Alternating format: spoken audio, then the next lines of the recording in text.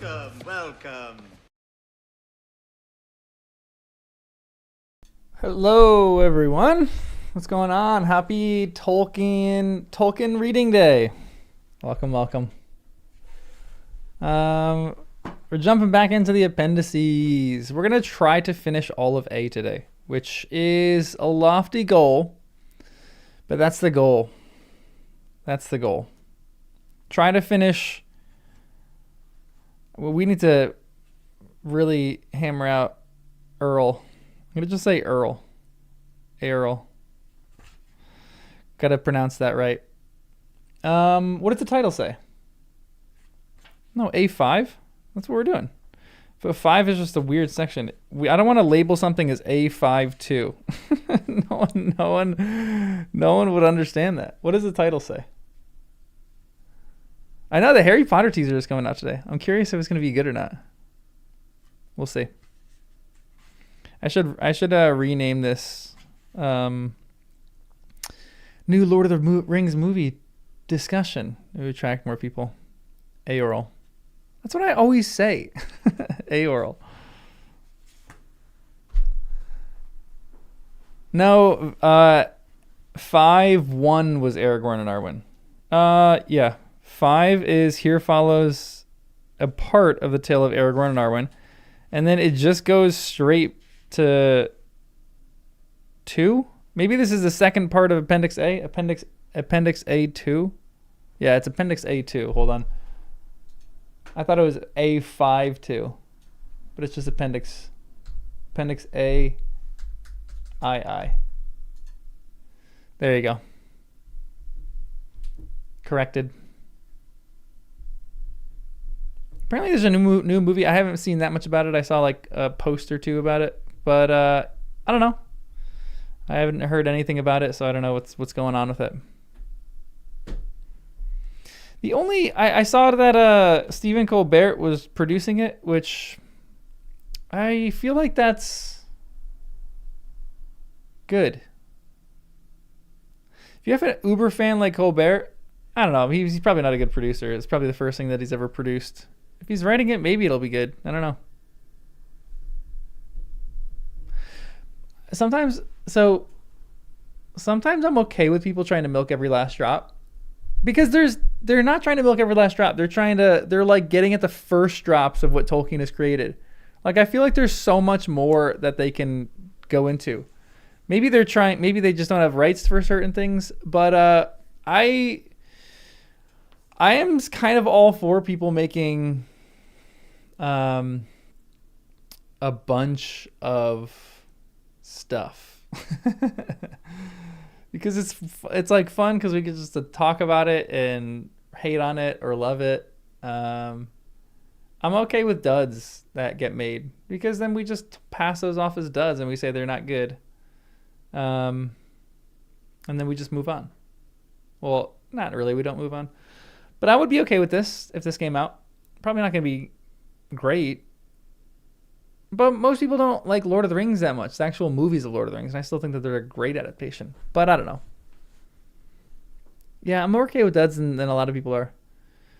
I'm like okay with them like trying new things, because I think there's like fun stuff in everything that they make. Like the Fantastic Beasts for Harry Potter did not do well, but I'm glad that they made them. I thought they were great movies.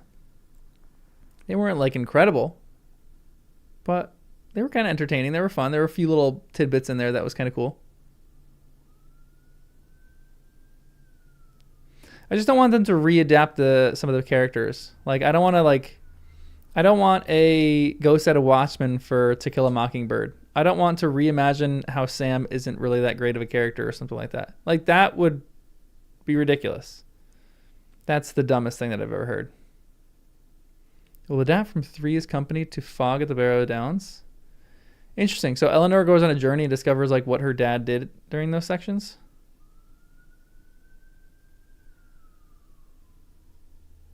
Yeah, I'm curious how they're gonna make it, or how it's gonna go. Yeah, usually it is just a cash grab. I feel like for Colbert, maybe it's not a cash grab, or maybe it is because they're just trying to get him to write it. So maybe they think he'll write something good. I don't know. Colbert's not a writer. So I don't know. Get a writer to do that. He's a fan for sure. Has he written anything? I don't know. It's a good question. Yeah, the proof is end result for sure. Just wait for it to come out. We'll see how it goes. Skeptical, but like part of me always thinks there's so many stories they could adapt. There's like so much out there. I'm curious why they're going with that. I feel like they need to, you know what? They need to read the appendices. There's so much good stuff. Or just do a better adaptation of the appendices than Rings of Power did. Or there's so much that they could do. There's so much out there. Man, you know how good of a drama it would be, like the Kings of Gondor? And like each season tackles like a new king. Man, that would be so good. The War of Angmar will be so good.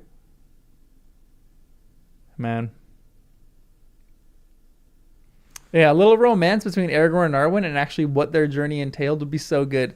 The life of Aragorn. And how he finds Arwen. Ooh, a movie of the Pookelmen. There's so many good things that they could do. Come on, let's be honest. There's a whole heap of stuff that they can make movies on. And they're probably not going to do it. They're going to do different stuff. I have one question. I want to talk about one thing before we really start our journey today. First of all, everyone like the stream. And second of all, I want to talk about this because I know this is a controversial thing, and I'll probably make maybe a short video about this. In the Tales of Aragorn and Arwen, I have a problem with the end of the tale. And I talked about this with Frodo a little bit. And again, I understand why Aragorn did what he did, because he would do what I would do. I'm not Númenorian, so I can't decide the end of my life. So that's a little bit different.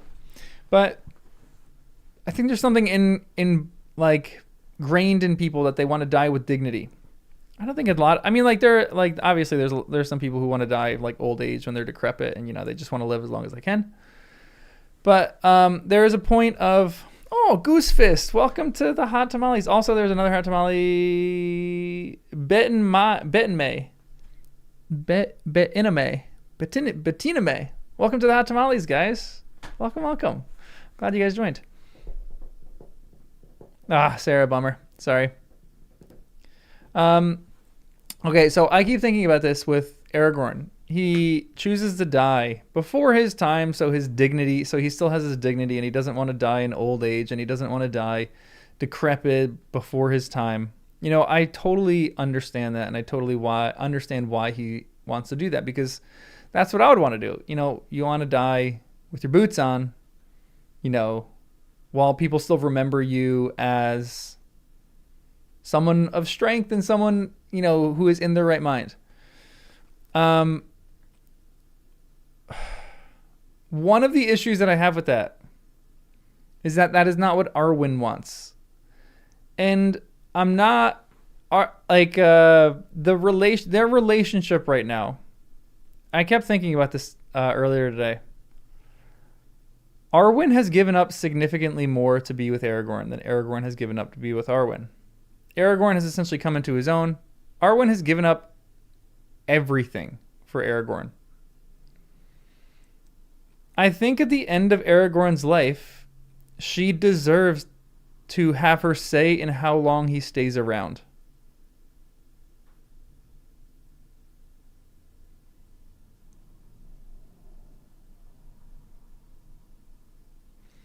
Because he's king, and the next king can't come before Aragorn dies, but why can't he just hand off the kingdom?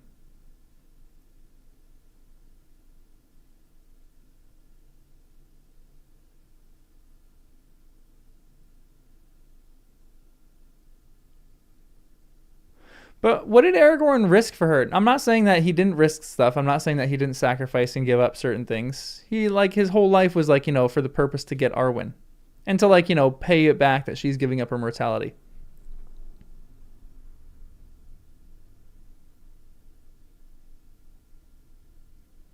But I don't think it would be necessarily clinging to life. It's interesting that that's actually a really fair point. Maybe I got to read the Silmarillion, I guess, more to talk about this. I do know the Númenóreans and their desire to cling to life, but I don't think Aragorn has that because he's willing to die. So why can't he just give Arwen even one more year? I know that's like, he might be decrepit, but give up the kingship, give it to your son, he deserves it, and go retire up north in Hobbiton and go live in retirement with your wife and have a great time with the hobbits. Yeah, he's 210. So again, I'm not saying that he doesn't deserve it, but I do think that Arwen did give up more in this relationship than Aragorn did. Although Aragorn, everything he did to fight for her. And so I'm not knocking either of them in the relationship, but at the end, it was just interesting to me that Arwen is like begging him to stay and to stay alive because she doesn't want to live on this earth without him. And he says, no, I can't do that. And then she just goes silent. And she's like, okay, she just accepts what he wants to do as a decision.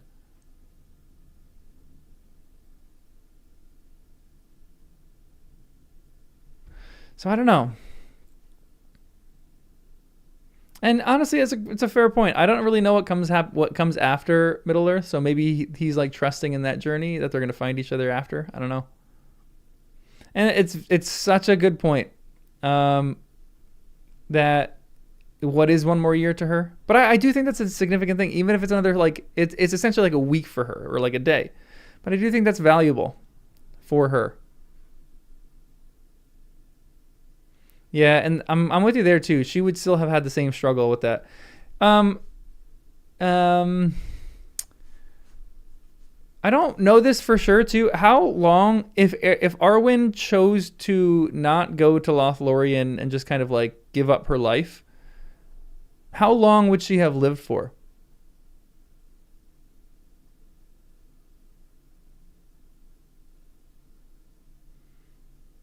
I guess that's my question.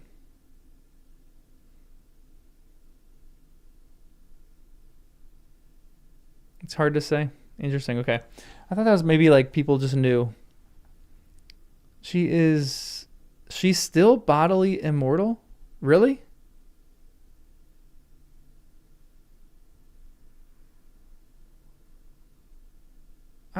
Interesting. I guess I don't understand really what that whole thing entails. Like her father sailed off, so I don't know. Did she still look super young when they were together, or was she aging a bit more?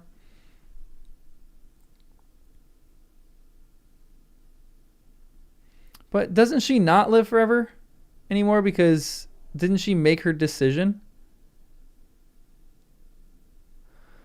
The Halfilven are complicated. Okay, it's good to know.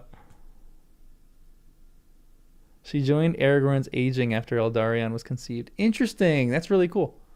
Yeah, she doesn't get a boat ride for sure.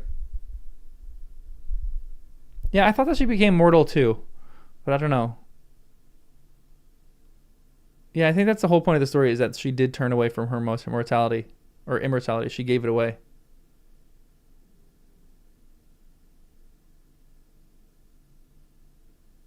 Yeah, maybe her body eventually like caught up. Honestly, like after childbirth, that might seem like the most logical thing. Like she gives birth to Eldarion, and then they age kind of together. Which would make that would kind of make sense. Like I wonder what she looked like. I actually kind of like the movie portrayal of her when she looks a little older. She has a few gray streaks in there. She still looks good, but she's like a little bit older. But their end is just sad and tragic to me. I at least wanted them to like be buried together. Like it would have been fun if Aragorn was like, take me to Lothlorien and put me in the ground in Lothlorien in Karen Amaroth or Kareth Amaroth. Karen. What's that place called again? Kareth Amaroth? Karen Amaroth? I think Karen Amaroth. And maybe she would have died next to him. And so their like little bodies would have laid together forever. That would have been lovely. But yeah, he's like, putting his people first, sleeps with his ancestors in Gondor. Totally. Totally get that. The end of the story is just interesting. Like I think Tolkien likes this kind of ending where like men die with their dignity and their boots on at the at the I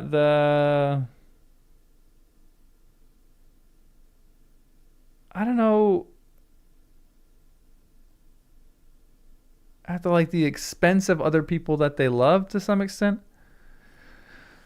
Like I definitely understand, I think, why Tolkien is writing this a lot in his work, because I think this is like the war mentality, and he comes home from the war and like, you know, a guy wants to have their life with purpose. But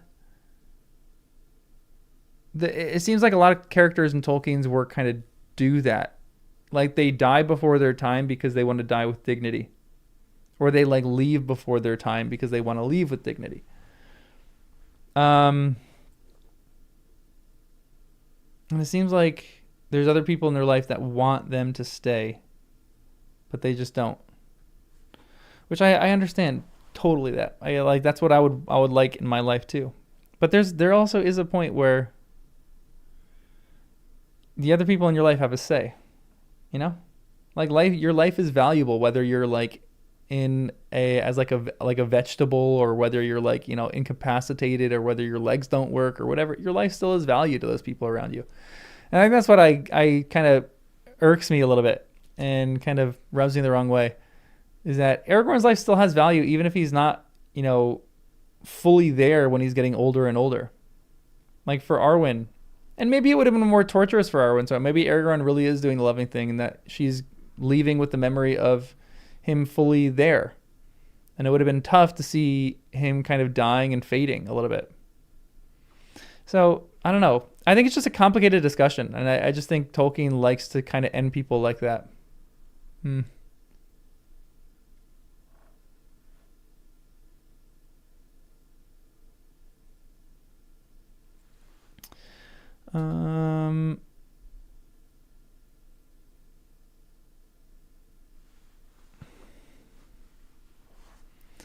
But I don't think that's necessarily forcing people to live through pain. Maybe Aragorn would have experienced pain, but I do think that there's a difference between those two things. Like, again, maybe it is, but I think Aragorn is a man enough to endure pain for the people that he loves. I'm kind of thinking of the reverse of that. Yes, he would have to maybe live through pain and live through like getting older. But if he's doing it for Arwen, then that is a form of love that is a really powerful form of love, I think.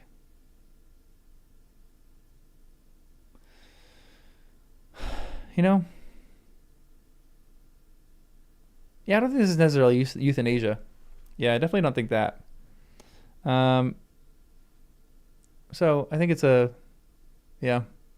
I think the idea of there being pain involved in this is maybe different. And yeah, there would be pain in the emotional toll of this too.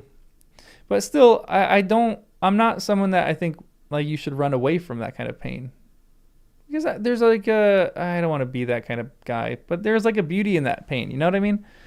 Like to endure, to grit it out because you love each other and you want to love each other through, you know, thick and thin, not just through like, you know, the best parts of who you are. So I do think that there's a beauty to if Aragorn had been like, fine, I will acquiesce and I'll live in a decrepit state for 10 more years, even though I don't want to. I weirdly think there would be like a beauty in that, you know?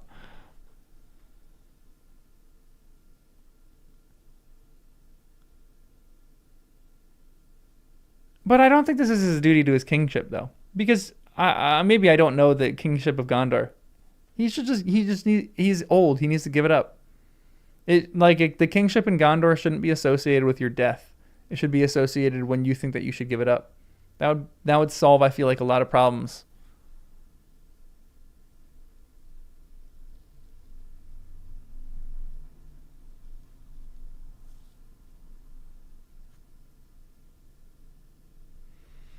We're gonna start in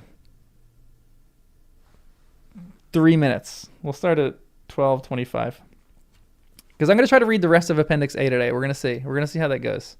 With my reading, it might take 7 hours, so we'll see.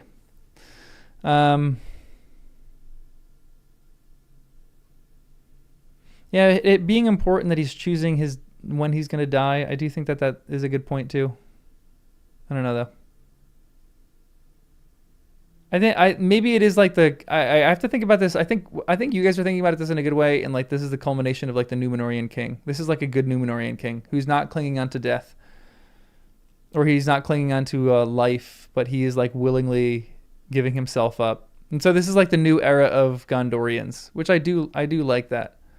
That makes sense. But I think I'm just thinking about it more interpersonally with his relationship with Arwen. It's a little bit different. So I think I get both sides of it. Maybe I'll make a video about both sides. Now this whole thing is tough.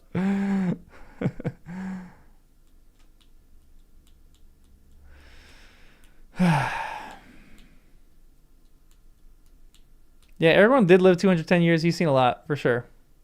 Yeah, I think I'm like there with Aragorn. I don't know. I think like I would probably want to be like, hey, just take me out, you know? But there's a point to it where Arwen doesn't want that. So does he do what is loving for Arwen? Is he doing what's loving for Arwen, or is he not doing what's loving for Arwen? I think there's just debate in that. Johannes, welcome to the Hot Tamales. All right, guys, this is what we're gonna do because I keep getting some spoilers for certain things, and I don't want to like ruin this for people. But I am gonna make we're gonna hang out and chat with everyone here, and then as soon as I start the reads, I am going to swap that to membership, members only, just because there's a few things that I'm struggling with. I don't want spoilers for anything, like the one dude, Thorongil. Like that was hard for me to not get spoilers for because people were just chatting about that so much. And I don't want any spoilers, even for like Warthorhirm or anything like that. And members, I feel like do a really good job of helping me with that kind of stuff. And then there's just so much chat that happens sometimes that I like to fiddle through it. And, so. So I'm just going to keep it members only. So I'm going to do that in a minute. So say your last little bit for non-members, and then we're switching to members. As soon as I figure out how to switch to members, because I always forget. There it is. Okay. Yeah, if you want to become a member, you can become a member. It's only $5 a month. It's not that crazy. It's just like, a cup of coffee a month. Eorl. Okay, Eorl, not Eorl. I don't think I can make it moderators only.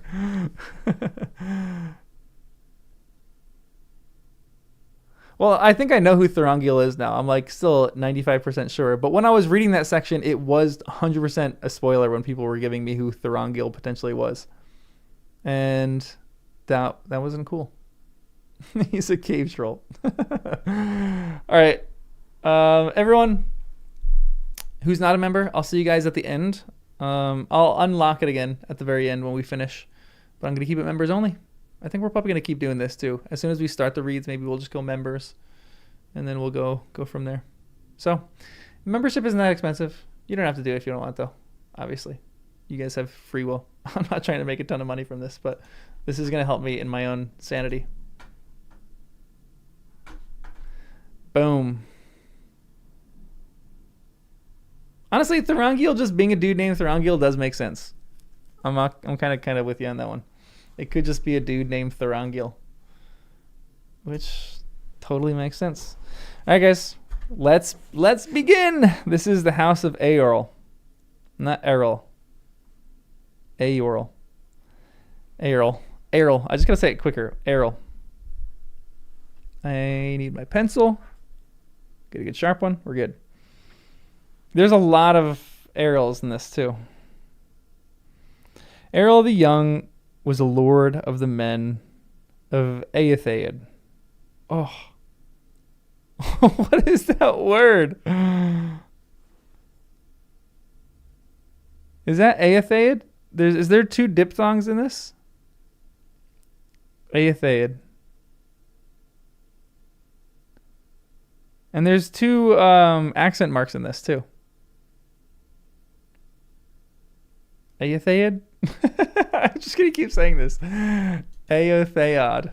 Eotheod. Okay. The land that lay near the source of Anduin, between the furthest range of the Misty Mountains and the northernmost parts of Mirkwood. The Eotheod had moved to those regions in the days of King Eärnil II from lands in the vales of Anduin between the Carrick and the Gladden. And they were in origin close akin to the Beornings. Whoa!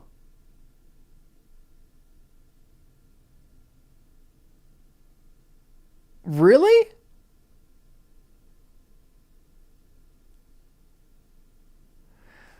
Aren't the Beornings, I kind of know the Beornings, aren't the Beornings like shapeshifters?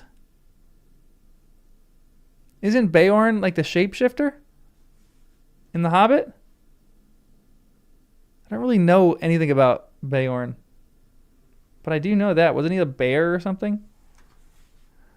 That's crazy. And men of the west eaves of the forest. That's so bizarre. You know what I would love? Like, I need to know, is the First Age essentially the very, very beginning of Middle-earth? Because I wonder if there's like the creation narrative, and then there's like all of a sudden a huge gap, and then the First Age happens when elves come to Middle-earth or something like that. Because I'm curious what would happen. Like, was like, were there just like weird creatures around? Was like Tom Bombadil, Beorn, some wizards, and some other like changelings around, and all of a sudden they maybe, evened out? Beorn was a bear. That's true. Beorn, bear. Oh, okay. So the first recorded age. Interesting. I would love to know what was going on before then. Middle-earth was probably a weird place. The forefathers of Eorl claimed descent from kings of Rhovanion, whose realm lay beyond Mirkwood, before the invasion of the Wainriders. And thus they accounted themselves kinsmen of the kings of Gondor, descended from Eldacar. Interesting.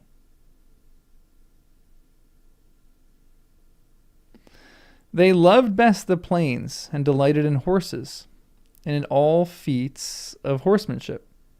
But there were many men in the middle vales of Anduin in those days, and moreover the shadow of Dol Guldur was lengthening, when therefore they heard of the overthrow of the Witch King. They sought more room in the north, and drove away the remnants of the people of Angmar on the east side of the mountains. But in the days of Leod, father of Eorl, they had grown to be a numerous people, and were again somewhat straitened in the land of their home. Huh, interesting. In the 2510th year of the Third Age, a new peril threatened Gondor. A great host of wild men from the northeast swept over Rhovanion, and coming down out of the Brown Lands, crossed the Anduin on rafts. At the same time, by chance or by design, the orcs, who at that time, before their war with the dwarves, were in great strength, made a descent from the mountains. The invaders overran Calenardhan and Ciaran, steward of Gondor. And Ciaran, steward of Gondor, sent north for help. For there had been long friendship between the men of Anduin's Vale and the people of Gondor. But in the valley of the river, men were now few and scattered, and slow to render such aid as they could. At last tidings came to Eorl of the need of Gondor, and late though it seemed, he set out with a great host of riders.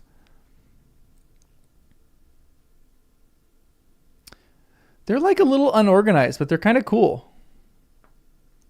I'm kind of digging these people. Thus he came to the battle of the field of Celebrant, for that was the name of the green land that lay between Silverlode and Limelight. There the northern army of Gondor was in peril, defeated in the wold, and cut off from the south. It had been driven across the Limelight, and then suddenly assailed by the orc host that pressed it toward the Anduin. All hope was lost then. Unlooked for, the riders came out of the north and broke upon the rear of the enemy.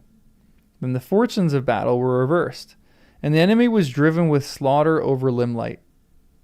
Eorl led his men in pursuit, and so great was the fear that went before the horsemen of the north that the invaders of the wold were also thrown into panic, and the riders hunted them over the plains of Calenardon. The people of that region had become few since the plague, and most of those that remained had been slaughtered by the savage Easterlings. Cirion, therefore, in reward for his aid, gave Calenardon between Anduin and Isen to Eorl and his people. Oh, that's interesting. I knew that from the previous one, but it's again like that's how they get their land.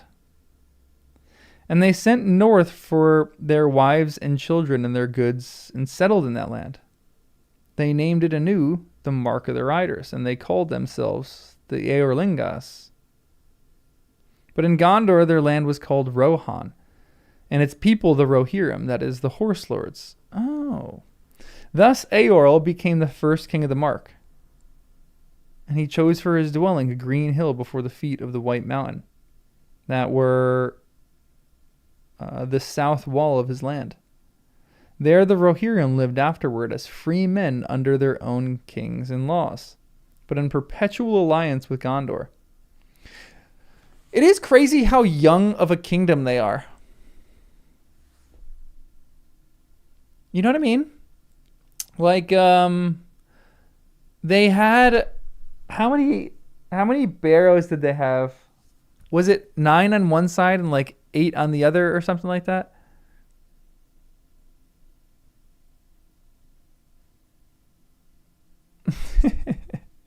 It's older than the U.S., but the U.S. is not that old though.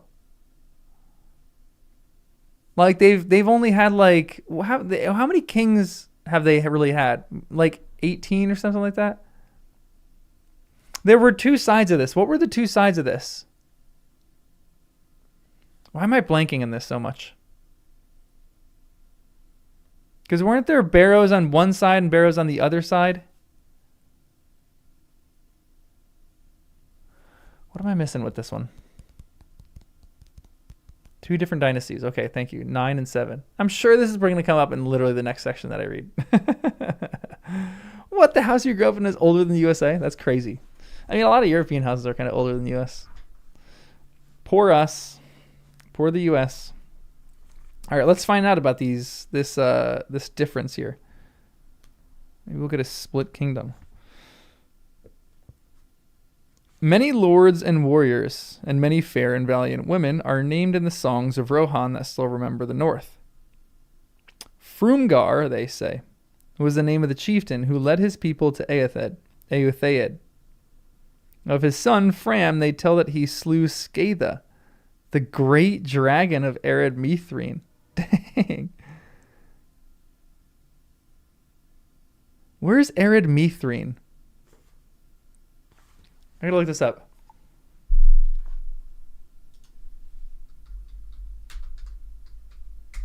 Ered Mithryn. This was the Grey Mountains? No way.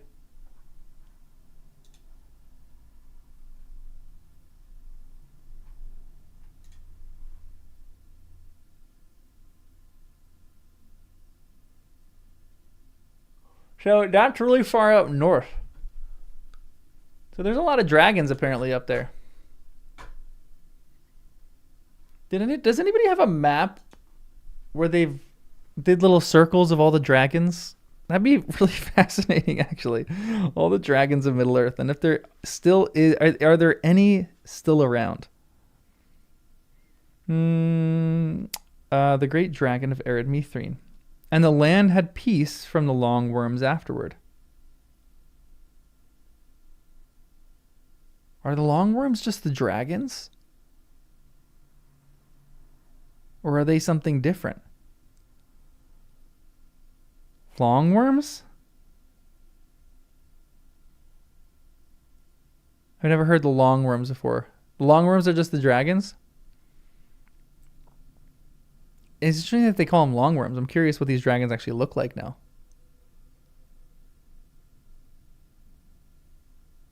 Dragons are often referred to as worms. Interesting. Weird. Serpents, but not worms, I've heard. Weird. Okay. Thus Fram won great wealth, but was at feud with the dwarves, who claimed the hoard of Skatha.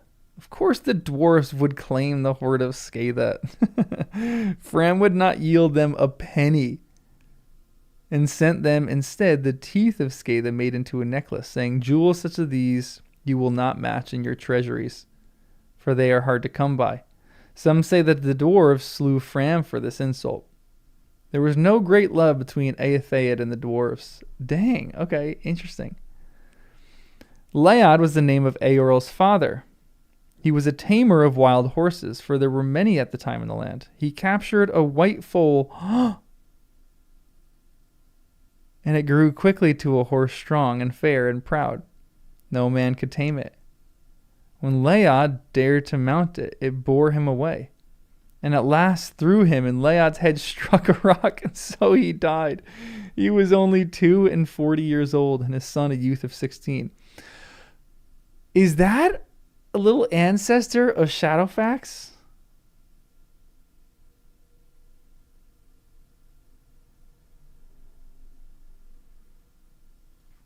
Is that a little Maris? Wait, hold Mary's horn was a tooth of Skatha? What?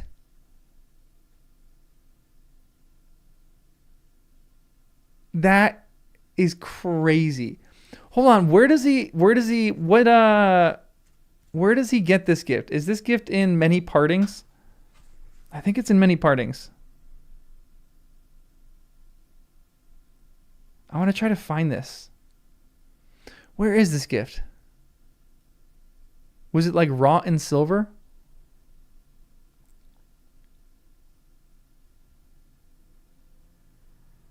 That is insane that this was a tooth of a dragon. This is probably a huge horn then. Maybe it was one of his baby teeth. Eorl vowed that he would avenge his father. He hunted long for the horse, and at last he caught sight of him, and his companions expected that he would try to come within bowshot and kill him. But when they drew near, Eorl stood up and called in a loud voice, "Come hither, man's bane, and get a new name." To their wonder, the horse looked toward Eorl, and came and stood before him. And Eorl said, "Philaroth, I name you. I loved your freedom, and I do not blame you for that. But now you owe me a great weregild, and you shall surrender your freedom to me until your life's end." Dang. Wow. Then Eorl mounted him, and Philaroth submitted. And Eorl rode him home without bit or bridle, and he rode him in like fashion ever after. The horse understood all that men said, though he would allow no man but Eorl to mount him. Dang. It was upon Philaroth that Eorl rode to the field of Celebrant, for that horse proved as long-lived as men, and so were his descendants. These were the Meras, who would bear no one but the kings of the Mark or his sons until the time of Shadowfax. Men said that of the Bema, whom the elder called Orome, must have brought their sire from west over the sea. That is so cool. Dang.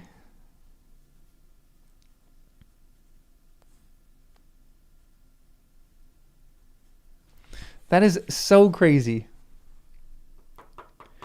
Does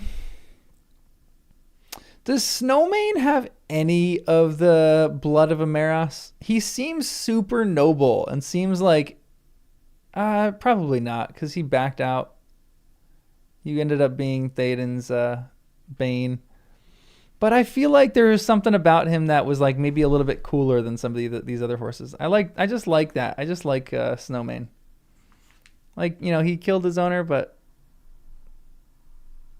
still, he's kind of cool. Of the kings of the mark between Eorl and Theoden, most is said of Helm Hammerhand. He was a grim man of great strength. There was at that time a man named Freka, who claimed descent from King Freowyne, though he had, men said, much Dunlandish blood. Dunlandish blood, and was dark-haired. He grew rich and powerful, having wide lands on either side of the Adorn. The Adorn it flows into Isen from the west of Ered Nimrais. Okay. Near its source he made himself a stronghold and paid little heed to the king.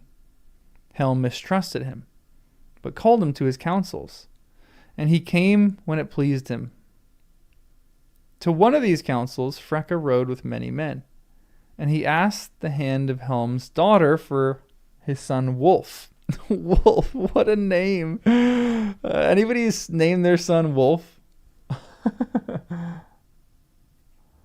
Oh, it's made by the dwarves and came from the horde of Skada. That's still so cool, though. That's kind of crazy. Wait, the Maris are all the 4 sires of the Rohirrim horses? Interesting. So all the Rohirrim horses potentially have some kind of Maris blood in them? I feel like there was a lot of horses at the time, so I feel like these other horses they brought them into... I feel like the Maris line is almost too pure. I feel like I don't know if maybe we'll get more of that. Rohan is older than the British Empire. How old is the British Empire? No, that's not true, right? Also, that is... You're a little bit behind, Milo. But you'll catch up. Hopefully you're watching at 2 times the speed. Near its source, he made himself a stronghold and paid little heed to the king.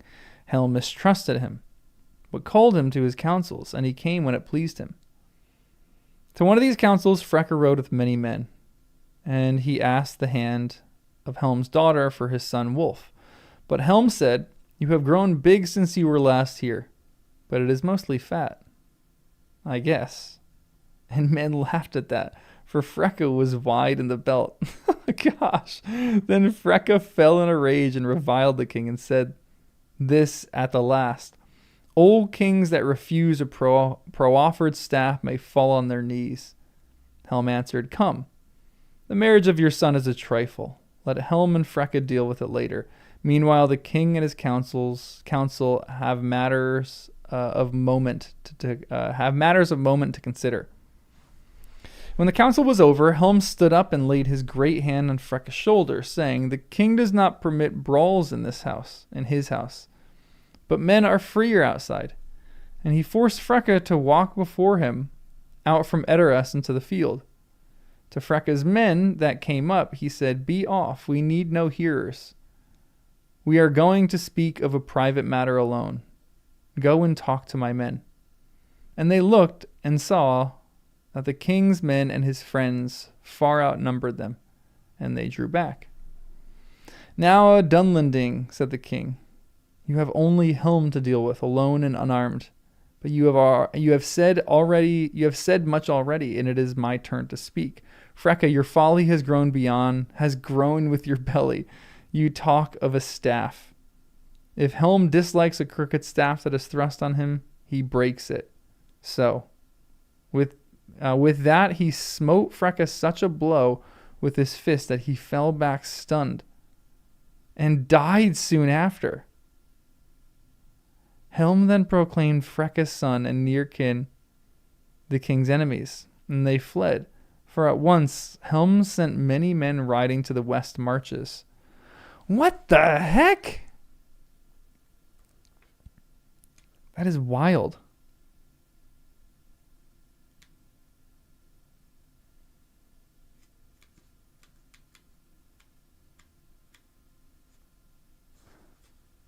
Crazy. Yeah, Hammerhand for a reason. The guy's got a punch. 4 years later, great troubles came to Rohan, and no help could be sent from Gondor. For 3 fleets of the Corsairs attacked it, and there was war on all its coasts. At the same time, Rohan was again invaded from the east. And the Dunlendings, seeing their chance, came over the Isen and down from Isengard. It was soon known that Wulf was their leader. Whoa! They were in great force, for they were joined by the enemies of Gondor that landed in the mouths of Lefnui and Isen. The Rohirrim were defeated, and their land was overrun, and those who were slain or enslaved fled to the dales of the mountains. Helm was driven back with great loss from the crossings of the Isen, and took refuge in the Hornburg and the ravine behind, which was after known as Helm's Deep. Whoa, cool. There he was besieged.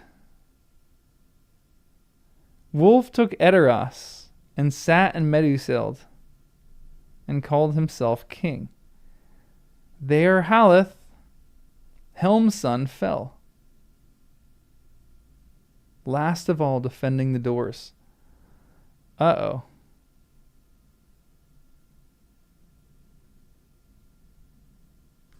So afterward the long winter began, and Rohan lay under snow for nearly 5 months. Both the Rohirrim and their foes suffered grievously in the cold, and the dearth that lasted longer. In Helm's Deep there was a great hunger after Yule, and being in despair against the king's counsel, Hama, the younger son, led men out on a Swordian foray, but they were lost in the snow. Helm grew fierce and gaunt for famine and grief, and the dread of him alone was worth many men in the defense of the burg. He would go out by himself, clad in white, and stalk like a snow troll into the camps of his enemies, and slew many men with his hands. It was believed that if he bore no weapon could bite on him. The Dunlendings said that if he could find no food, he ate men. Gosh, that tale lasted long in Dunland. Helm had a great horn, and soon it was marked that before he sallied forth, he would blow a blast upon it that echoed the deep. And then so great a fear fell on his enemies that instead of gathering to take him or kill him, they fled away down the Coombe. One night men heard the horn blowing, but Helm did not return. In the morning there came a sun gleam.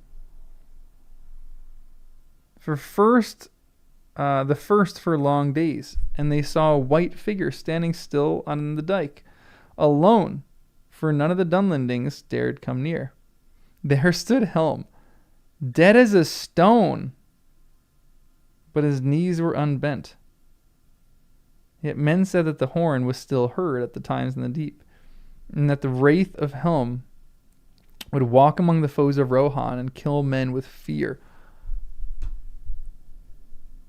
Wow.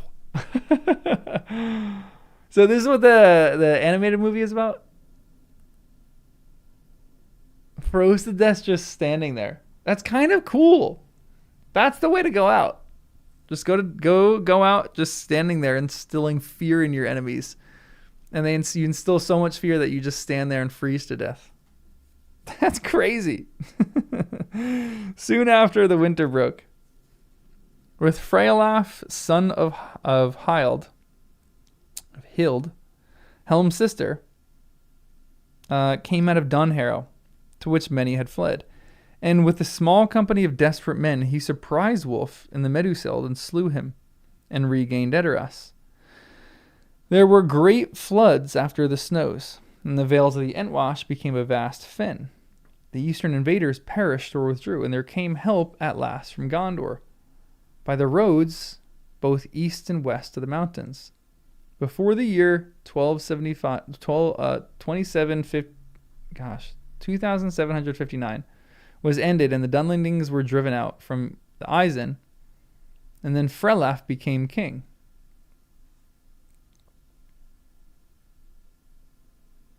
Helm was brought from the Hornburg and laid in the 9th mound. Oh, okay, here we go. Even after the white Silbermyrna grew there most thickly, so that the mound seemed to be snow-clad. When Freylef died, a new line of mounds was begun. Hold on, that's confusing. Eorl. Oh, this is the little thing. So Helm was the 9th king of the first line. Okay, that makes sense now.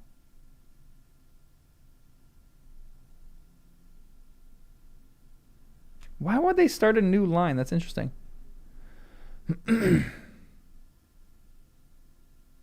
Rohirrim were grievously reduced by war and death and loss of cattle and horses. And it was well that no great danger threatened them again for many years. For it was not until the time of King Folkwine that they recovered their former strength. It was at the crowning of Freyalaf that Saruman appeared bringing gifts. And speaking great praise of the valor of the Rohirrim. all thought him a welcome guest. Soon after, he took up his abode in Isengard. For this, Beren, steward of Gondor, gave him leave, for Gondor still claimed Isengard as a fortress of its realm, and not part of Rohan. Beren also gave into Saruman's keeping the keys of Orthanc, the tower no enemy had been able to harm or enter. In this way, Saruman began to behave as a lord of men.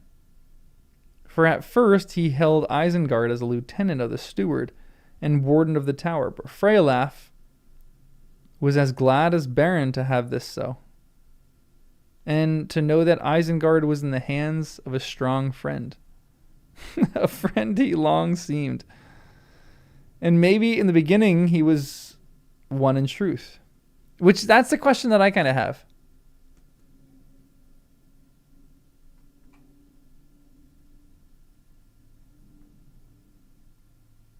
Oh, that was Helm's nephew. Okay, not his direct descendant.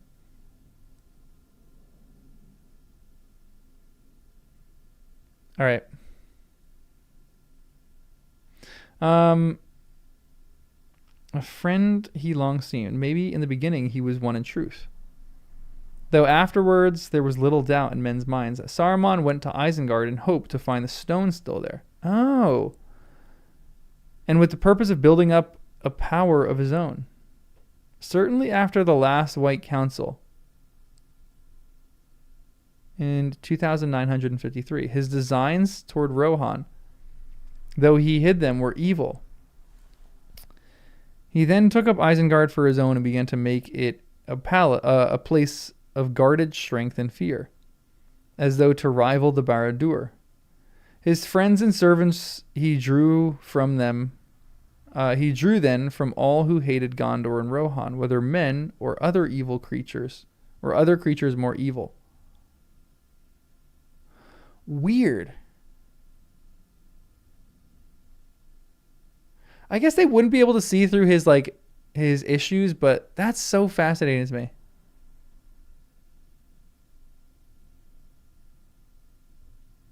It is such a good question that it seemed like he was bad from the beginning. It seemed like he went there with ulterior motives. But maybe his motive was trying to get the people of Rohan on his side to some extent. I want to know what happened in the last White Council too. Do we ever get information of what happened in the last White Council in 2953? Because that seems an integral part of what's going on in this. Also, everyone like the stream. Like the stream. Many videos have been made of this. Okay. I probably can't make a video yet because I only know one paragraph of this story. Oh, we do have information of what goes on there. Excellent. That's what I need. That is what I need. All right, let's read about the lines of the kings here. This is the Kings of the Mark, the first line. My throat is killing me today.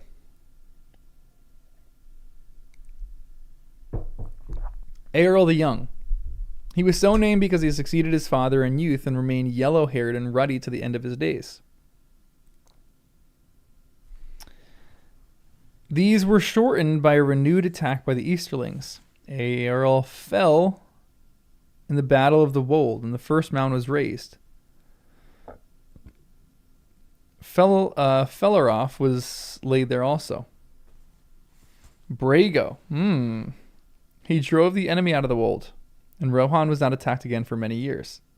In 2569, he completed the Great Hall of Meduseld. At the feast, his son Baldur vowed that he would not tread the paths of the dead, and did not return. Brago died of grief the next year. Aldor the Old, he was Brago's second son. He became known as the Old since he lived to a great age and was king for about 75 years. In his time, the Rohirrim increased and drove out or subdued the last of the Dunlandish people that lingered east of Isen. Harrowdale and other mountain valleys were settled.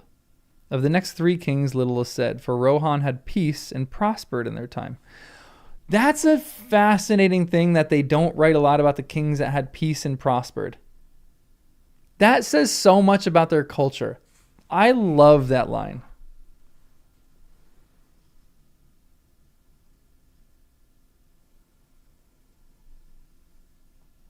There's all sorts of things that Tolkien does that I really love that kind of give you a good indication in the writing itself about what a culture values and what a culture loves. And like, what is the makeup of that culture? And this is one of those indications where Rohan, they're like a people who have come out of hard times. And so they value adversity and they value struggling. And they don't write a lot about the three kings that did not struggle because they don't care about those guys. That's kind of hilarious. That's crazy. That's such a good little bit of writing there, though. I love that Tolkien does this kind of stuff. The first king of success that we don't even like to talk about is Freya, eldest son but fourth child of Aldor. He was already old when he became king because Aldor was old when he died. Freywine was the next. Nothing's written about him. And Goldwine is the next. And nothing's written about Goldwine. And Goldwine reigned for both of these guys reigned for a long time. Or at least lived for a long time.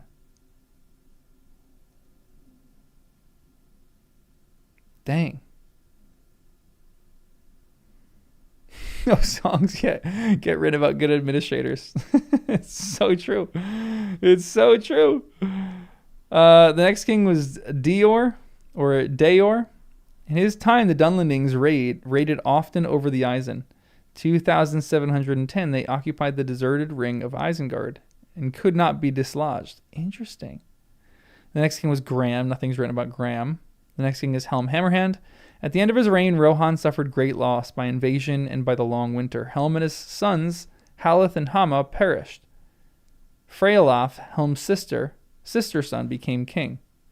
Okay, that makes more sense now. Freyolaf Hildesyn. In his time, Saruman came to Isengard, from which the Dunlandings had been driven. The Rohirrim, at first, profited by his friendship in the days of dearth and weakness that followed. Britta is the next one. He was called by his people Leofa, for he was loved by all. He was open-handed and helped to all the needy. In his time, there was war with orcs that, driven from the north, sought refuges in the White Mountains. But when he died, it was thought that they had all been hunted out, but it was not so. Huh.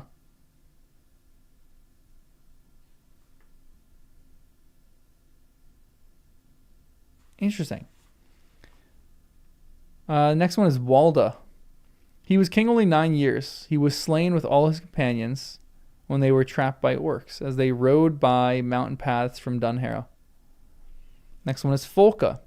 He was a great hunter, but he vowed to chase no wild beasts while there was an orc left in Rohan. When the last orc hold was found and destroyed, he went to hunt the great boar of Eorl in the fire and woods. He slew the boar, but died of the tusk wounds that it gave him. No! Come on! This guy goes, I'm not going to go hunting. I'm not going to enjoy a good hunt until I defeat every orc in Rohan. Finally, he defeats all the orcs in Rohan. He's like, now I can enjoy a good hunt. I'm going to go get the boar, the great boar of Everholt in the Fyrian. And then he dies from a tusk wound. Poor guy. The most important thing Walda did was die. The next king is Folkwine. When he became king, the Rohirrim had recovered their strength. He reconquered the West March between Adorn and Isen that Dunlendings had occupied.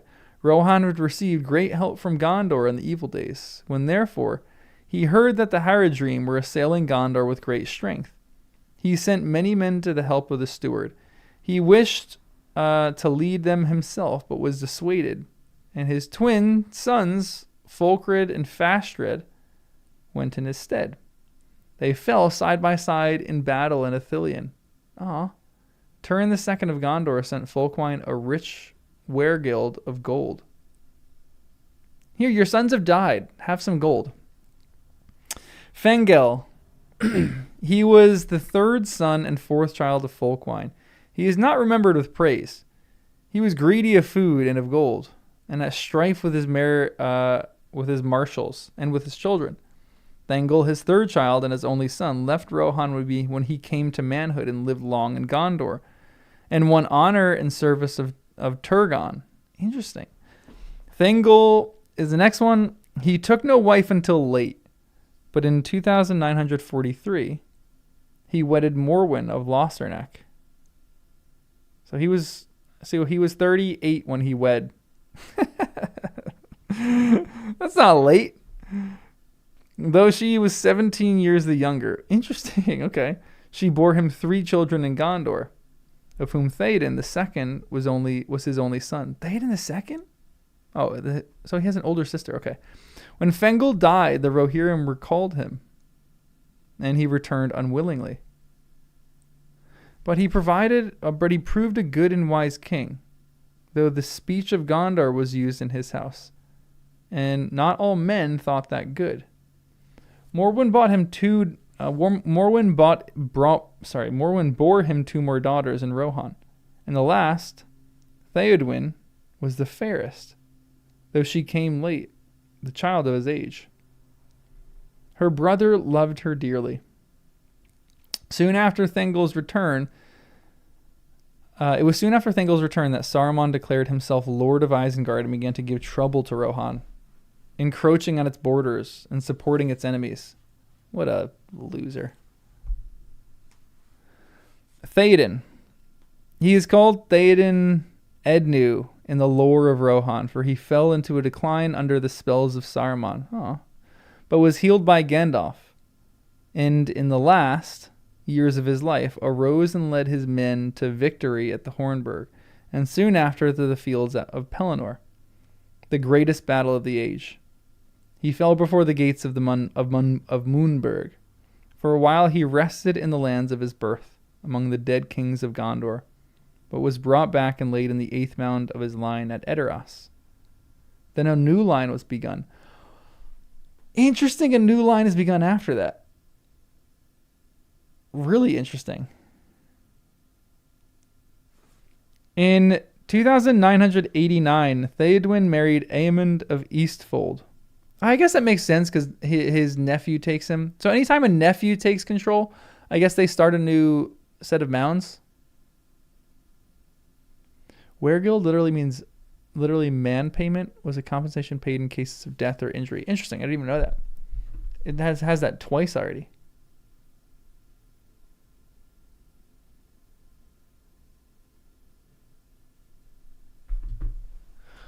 Yeah, Amber starts a new dynasty. It is the 4th age too, so. Her son Eomer was born in 2991, and her daughter Eowyn in 2995. At that time, Sauron had risen again, and the shadow of Mordor reached out to Rohan. Orcs began to raid in the eastern regions and slay or steal horses. Others also came down from the Misty Mountains, many being great Uruks in the service of Saruman, though it was long before that was suspected. Eamon's chief charge lay in the east marches, and he was a great lover of horses and hater of orcs. If news came of a raid, he would often ride against them in hot anger. Oh, now we know where Eowyn and Eomer get it from. Unwarily and with few men. Thus it came about that he was slain in 3002, for he pursued a small band to the borders of the Emyn Muil. And there, surprised by a strong force that lay in wait in the rocks. Not long after Theoden took sick and died to a great grief of the king. Her children he took into his house, calling them son and daughter. He had only one child of his own, Theodred his son, then 24 years old, for the queen, Elfhild, had died in childbirth. Ah! And Theoden did not wed again. Eomer and Eowyn grew up at Edoras, and saw the dark shadows fall on the halls of Theoden. Eomer was like his father before him, but Eowyn was slender and tall, with a grace and pride that came to her of the south from Morwen of Lossarnac, whom the Rohirrim had called Steel Sheen. Eomer Eodig. Cool little Eodig name. What does that mean? When still young, he became a marshal of the Mark, and was given his father's charge in the East Marches. In the War of the Ring, Theodred fell in battle with Saruman at the crossing of Isen. Therefore, before he died on the fields of the Pelennor, Theoden named Eomer his heir and called him king. In that day, Eowyn also won renown, what she was looking for her whole life, for she fought in that battle, riding in disguise, and was known after in the Mark as the Lady of the Shield Arm. That's so cool. For her shield arm was broken by the mace of the Witch King, but he was brought to nothing, and thus the words of Glorfindel long before to King Earnor were fulfilled, that the Witch King would not fall by the hands of man. For it is said in the songs of the Mark that in this deed Eowyn had the aid of Theodred's esquire, that he was also not a man but a halfling out of a far country. But Eomer gave him honor in the Mark in the name of Holdwine. This Holdwine was none other than Meriadoc and Magnificent, who was master of Buckland. Love that. Makes me so happy. Eomer became a great king, and being young when he succeeded Theoden, he reigned for 65 years, longer than all the kings before him save Aldor the Old. In the War of the Ring, he made the friendship of King Elisar, and of Imrahil of Dol Amroth, and he rode often to Gondor. In the last year of the Third Age, he wedded Lothiriel, daughter of Imrahil. No way! Let's go! Their son Elfwine the Fair ruled after him. Come on, how cool is that? Eodig means blessed. Okay, thank you.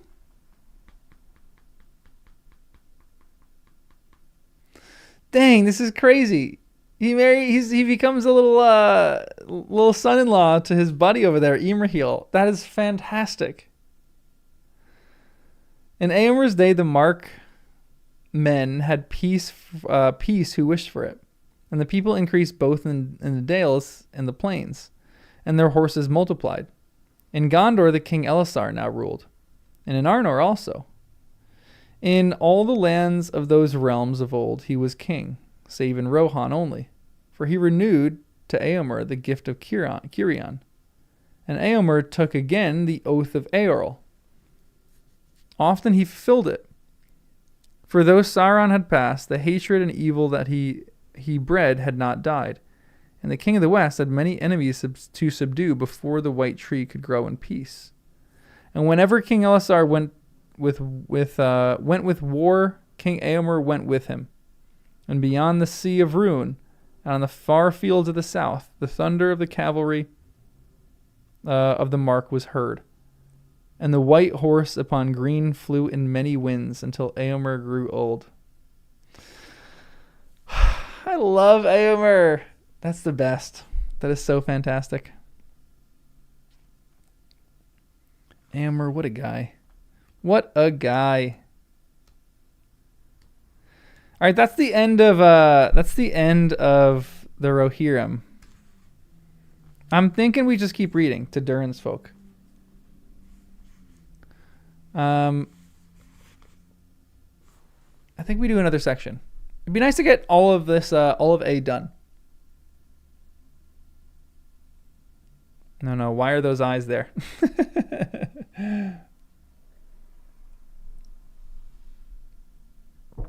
Want to read of the tale of Eorl and Cirion in the Unfinished Tales. Some of the most beautiful prose in all of Tolkien. Ooh, love that.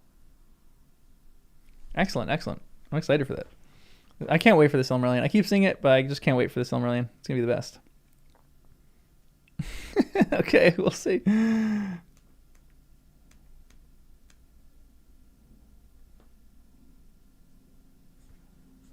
All right, this is I got to change the title of this now. Edit 2 and 3.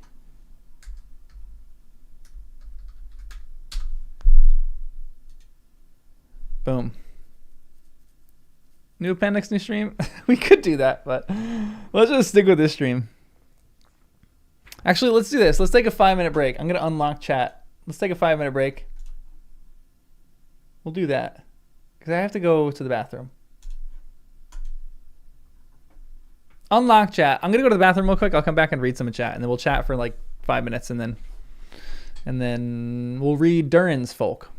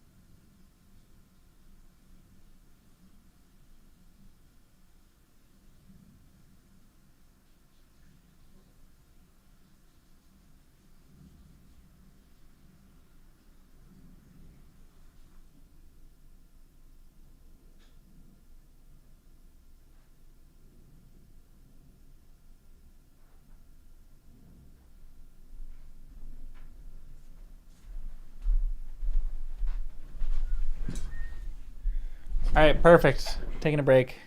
Still catching up. Should read the Unfinished Tales next as a useful springboard to the Silmarillion. Really? I feel like the Unfinished Tales would be good just as like extra tidbits at the end. No, don't spoil.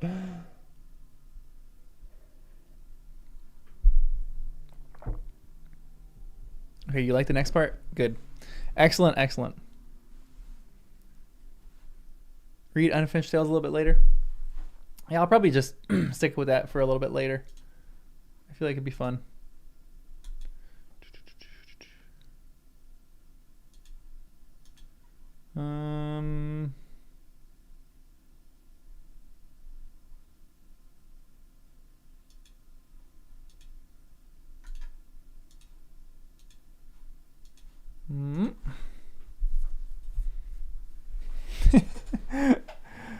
You wanted to shout when the horn was mentioned? This is spoilers for The Hobbit, but you know the main story. Yeah, I feel like that's very true. Like, I kind of know, it's the same as Lord of the Rings. I know Lord of the Rings a lot more than I know The Hobbit. But I think maybe, I know the movie of The Hobbit. I really don't know that much of the book. I know some little sections of the book, but I really don't know. Like, I know it, but I don't. But I know it enough that these aren't going to be like crazy spoilers to me, I think.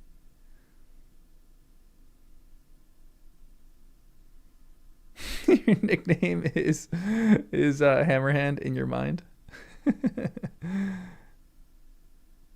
I feel bad for that guy that died of a boar wound.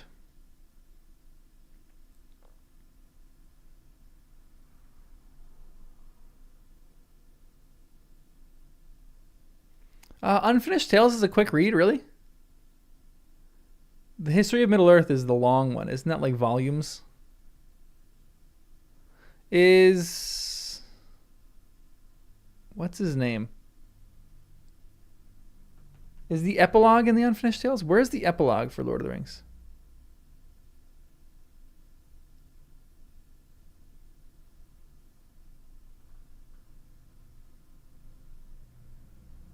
It's not as quick. Okay. Good to know. Unfinished Tales is better viewed as a collection. You can read about Cirion and Eorl now. Oh, interesting. Okay. But the quest for Erebor after the Hobbit, etc. Some stuff that they're still in it. So I should get a copy of that right now.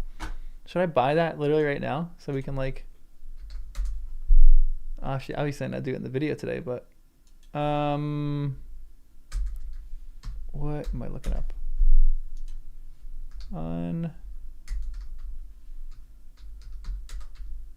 Unfinished Tales by Tolkien. How many pages is this? Unfinished Tales of Numenor and Middle-earth. So are these just like kind of continuations almost of the appendices? It's more like Lord of the Rings appendix in style. Okay, interesting. There's a good paperback, cool looking paperback for $8 that I'll buy. The definitive collection of stories and essays in the world of Lord of the Rings. There's a copy for $25, a hardcover, and a paperback for $8. I like the paperback. Paperback, buy now. Let's see when it comes. One day shipping. Look at that. All right, bought and bought. I always get like a cheap. I always love a good cheap copy of a book, like a cheap paperback like this that I could just destroy and write notes in. Like my book is getting destroyed right now. You can't really see it, but the back cover of my book is like almost whited out. It's just like all a mess. And you should see my Two Towers book. That one is even worse. That one is an absolute mess because I wasn't as careful. So like there's pages falling out of that. It's well loved. It's a well loved book. I love the hardback books. I'm like a big fan of those in their beauty, but paperback are just better for reading for me. Although I will say hardback are like nicer just to open, better quality.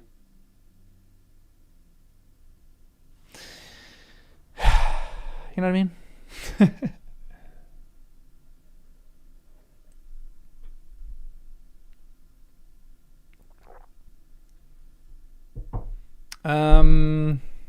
All right, we're going to read Durins Folk, and we'll start in 4 minutes. We'll start at 1:25.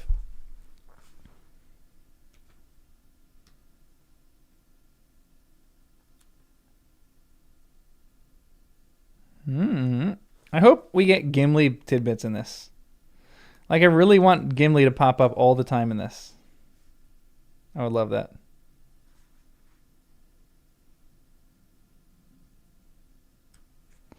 But I don't know if that's going to happen.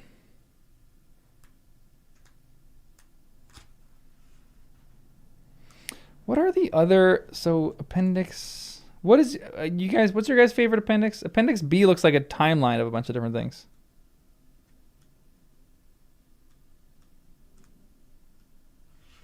So, Appendix B is a timeline. What is Appendix C? I probably shouldn't look ahead, but I'm going to do it. Oh, family trees. Okay. Appendix C is family trees. Appendix D... is the calendars, Shire calendar. Appendix E is pronunciation. Appendix F is languages of people of the Third Age.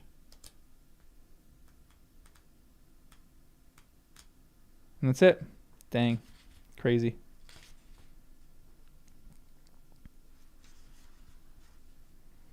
And then we're going to start on The Hobbit. We're going to start on The Hobbit kind of quicker. I feel like some of the other appendices are going to go a little quicker. Like Appendix B is going to be just like, we scan through this. That's going to help me a ton, actually. But there's going to be too many names in that. It's going to be overwhelming.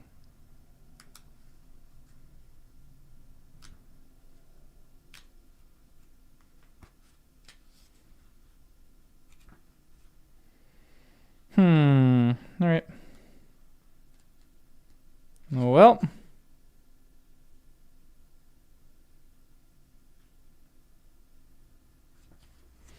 All right. You guys ready? Ready to read Durins Folk? Durins Folk? Folk wine?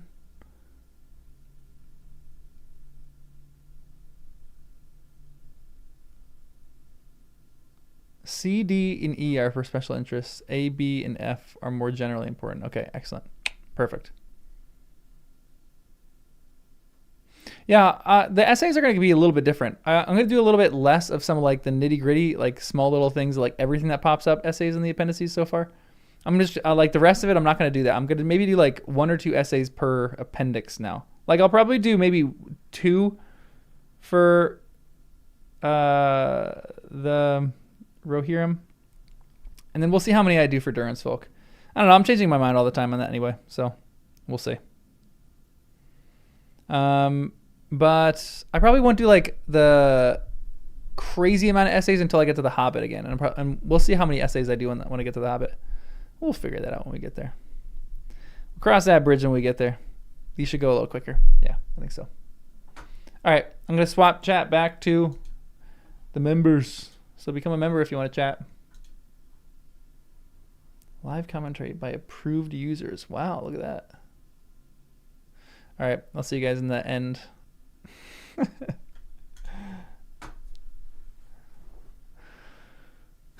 Your voice. No. First, it's all right. You're not that late. Well, you missed the Rohirrim, but you're just getting into it for Durins Folk. I need some chapstick. Give me a second.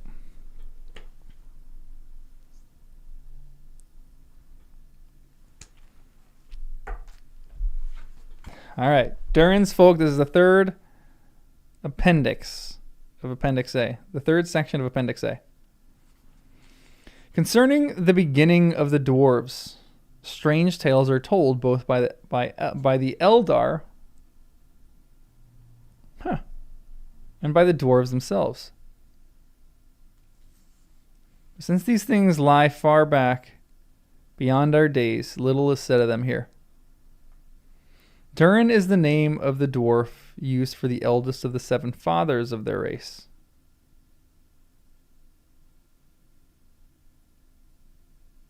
Okay, interesting. And the ancestor of all the kings of the Longbeards. The Longbeards. That's in The Hobbit. Okay.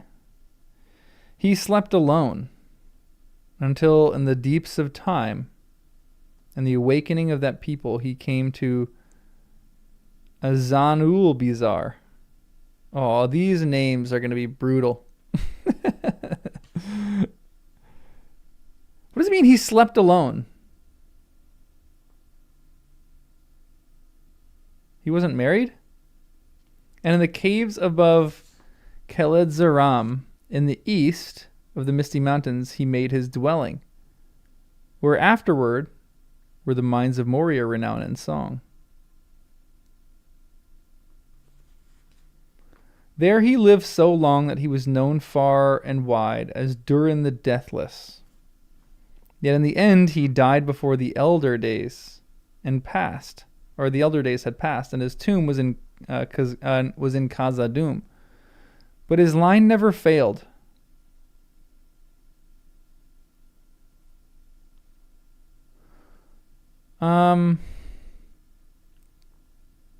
His line never failed. That's actually kind of crazy.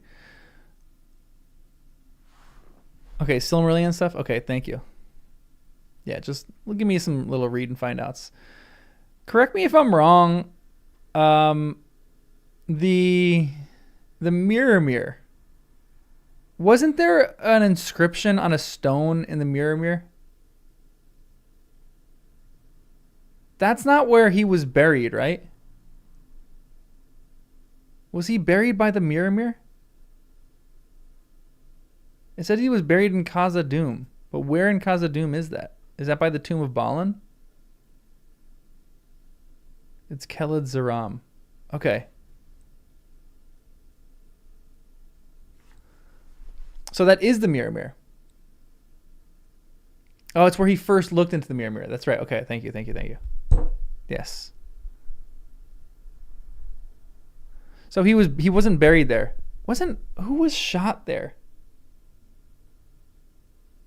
Was Balin shot there when he was going to look on the, or he was going to like get something from the Mirror? Yeah, the Mirror is the lake. I know that. Gimli sang a song by the Mirror. Okay, yeah. Okay, thank you. I do remember that because that was one of my favorites. I love that moment. Honestly, I'm really excited for the dwarves because I feel like they're going to be like my favorite. I still think Gimli is my favorite, and I'm just so excited to learn more about them. Let's keep reading. His line never failed, and 5 times an heir was born in his house, so like to his forefather that he received the name of Durin. So Durin is just a very popular name. He was indeed held by the dwarves to be deathless, to be the deathless that returned. For they have many strange tales and beliefs concerning themselves and their fate in the world. This is written so weird. Oh, Kheled Zaram is the dwarvish name for the mirror. Mirror. Okay, thank you. Greatest read of your life. Yes, I love that. This is written so weird. This is weirdly mystical. Like, what does this sentence mean? He was indeed held by the dwarves to be the deathless that returned. For they have many strange tales and beliefs concerning themselves and their fate in the world. What? They believe in reincarnation. This is crazy. This is so cool. That's crazy. That's so crazy. I want to know their religions. After the end of the first age, the power and wealth of Khazad-dûm was much increased, for it was enriched by many people and much lore and craft when the ancient cities of Nogrod and Belegost in the Blue Mountains were ruined at the breaking of Thangorodrim. The power of Moria endured through the dark years in the dominion of Sauron. For though Eregion was destroyed and the gates of Moria were shut, the halls of Khazad-dûm were too deep and strong and filled with people too numerous and valiant for Sauron to conquer from without. Thus its wealth remained long unravished, though its people began to dwindle. That's crazy. Sauron couldn't get to them.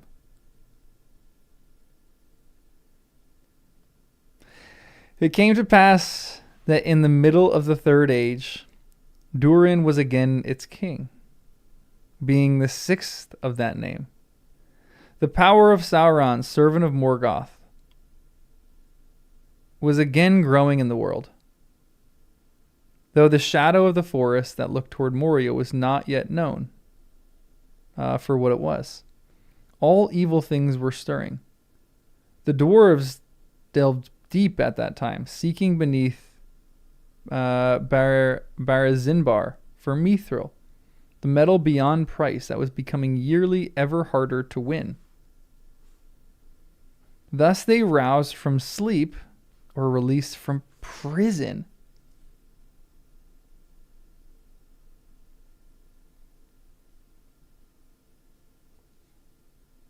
It may well be that it had already been awakened by the malice of Sauron. No way.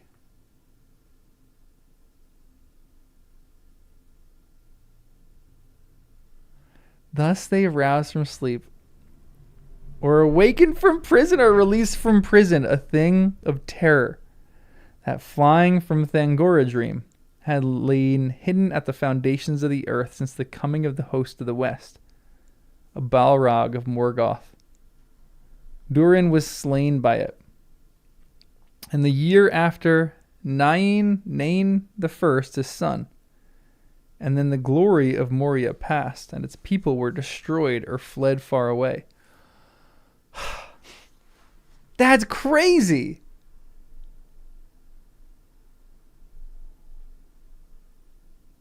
That's so cool. I just want to know if Sauron actually did do this or not. It seems like he did. Most of these that escaped made their way into the north. And Thrain, Nain's son, came to Erebor. Oh, interesting.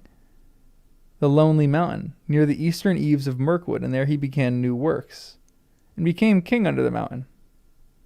In Erebor, he found the great jewel, the Arkenstone, heart of the mountain.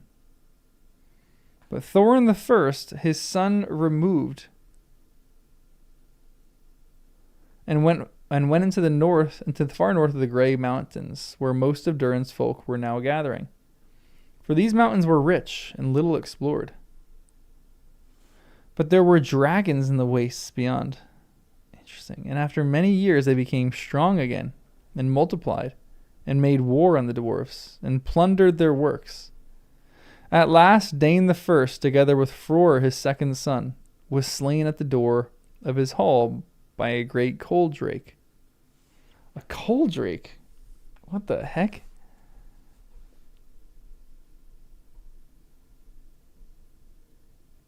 Also, I feel like you can make a funny video about this. Because isn't Drake like a male duck? So we have the quick duck and we have the cold drake. So is a dragon just a duck that can breathe fire?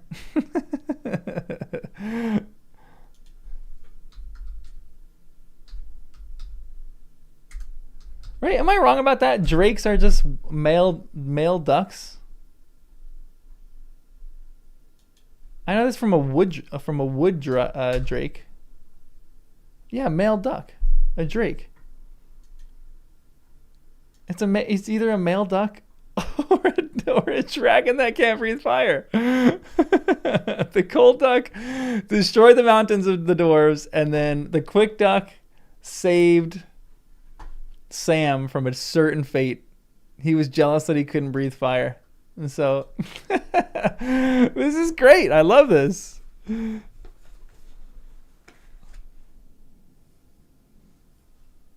Slain by a duck. So sad. That is hilarious. Yeah, this is perfect for a D&D. This is absolutely perfect for a D&D campaign.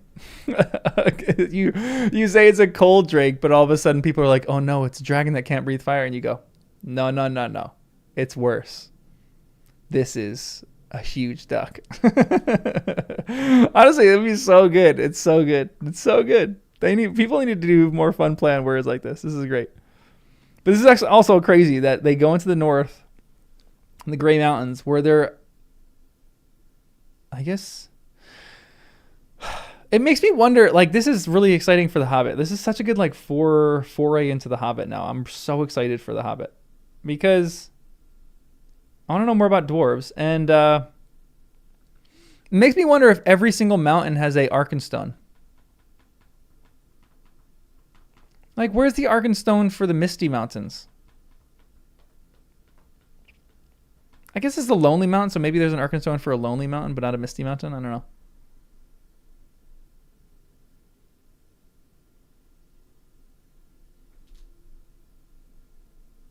One dragon-sized duck or 1,000 duck-sized dragons.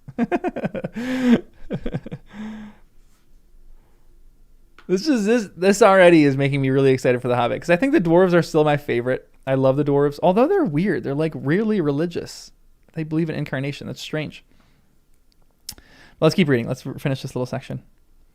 Not long after, most of Durin's folk abandoned the Grey Mountains. Man, poor guys. They're just too like greedy. They just are getting so much wealth from these mountains, and all of a sudden they run into problems. dragons or they run into Balrogs. Poor guys. Gror, Dane's son. So we're going to have a lot of repeating of names because this isn't the Dane, right? This isn't like the Dane of the Iron Hills. That's just a reincarnated Dane. Gror, Dane's son, went away with many followers to the Iron Hills. But Thror, Dane's heir, with Borin, his father's brother, and the remainder of the people returned to Erebor. Oh, so this is the actual Dane. Maybe? No, this is too early. Is it? I need my timelines right now. To the great halls of Thrain, Thror brought back the Arkenstone. And he and his folk prospered and became rich. And they had the friendship of all men that dwelt near. For they made not only the things of wonder and beauty, but weapons and armor of great worth. And there was great traffic of ore between them and their kin in the Iron Hills. Thus the Northmen who lived between Celadwine, running river, and Carnan, Redwater, became strong and drove back all enemies from the east. And the dwarves lived in plenty, and there was feasting and songs in the halls of Erebor. So the rumor of the wealth of Erebor spread abroad and reached the ears of the dragons.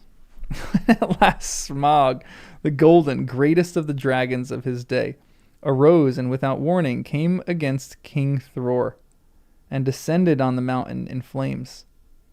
It was not long before all the realm was destroyed, and the town of Dale nearby was ruined and deserted. But Smaug entered into the great hall and lay there upon a bed of gold. From the sack and burning, many of Thror's kin escaped. And last of all, from the halls by a secret door came Thror himself and his son Thrain II. They went away south with their family, among whom the children of Thrain II, Thorin Oakenshield, who, that's the Hobbit guy, right? Fririn, Dis, and Dis. Thorin was then a youngster in the reckoning of dwarves, and afterward learned that more of the folk under the mountain had escaped than was first hoped. But most of these went to the Iron Hills. They went away south with their family into long and homeless wandering. With them also went a small company of their kinsmen and faithful followers. Years afterward, Thror, now old, poor, and desperate, gave to his son Thrain the one great treasure he still possessed, the last of the 7 rings. And then he went away with one old companion only, called Nar. Nar!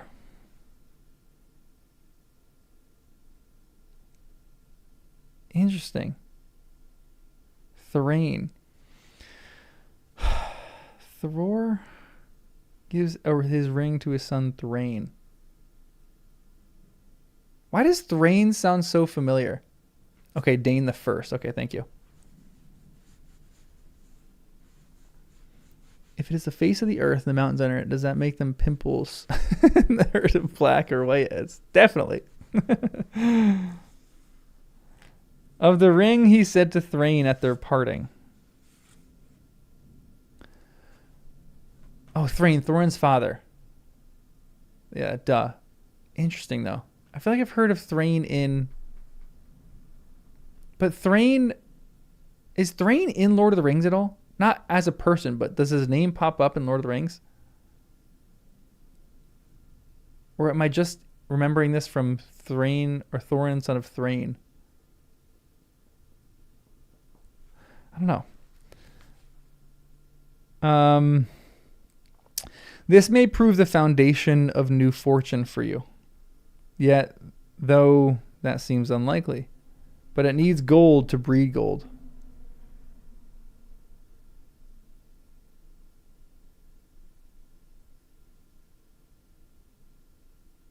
Council of Elrond? Yeah, probably.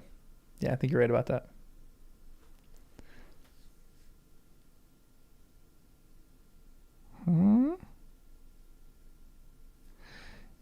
gold to breed gold.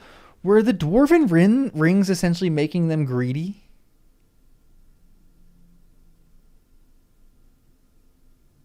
Takes money to make money.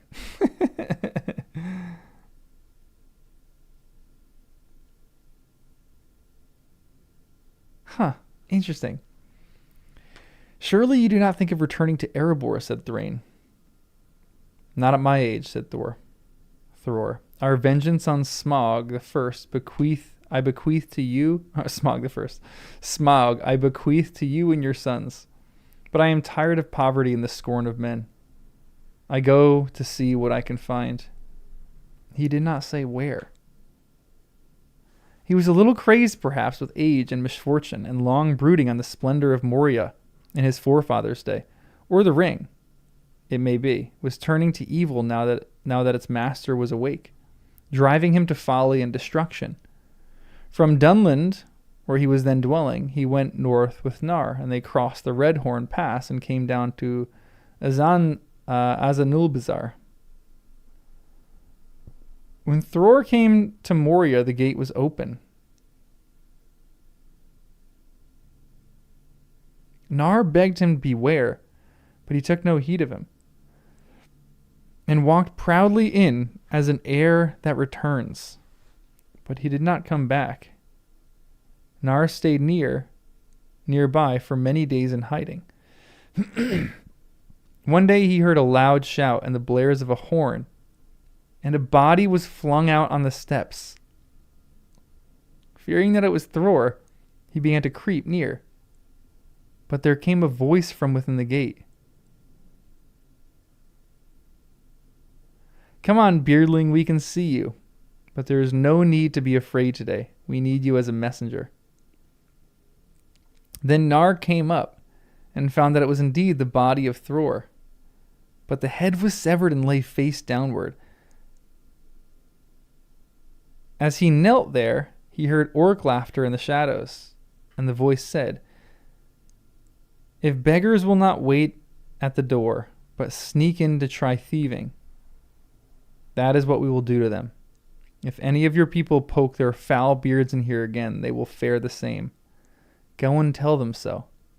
But if his family wish to know, who is now king here, the name is written on his face. I wrote it. I killed him. I am the master. Then Nar turned the head and saw branded on the brow in the dwarf runes, so that he could read it the name Azog.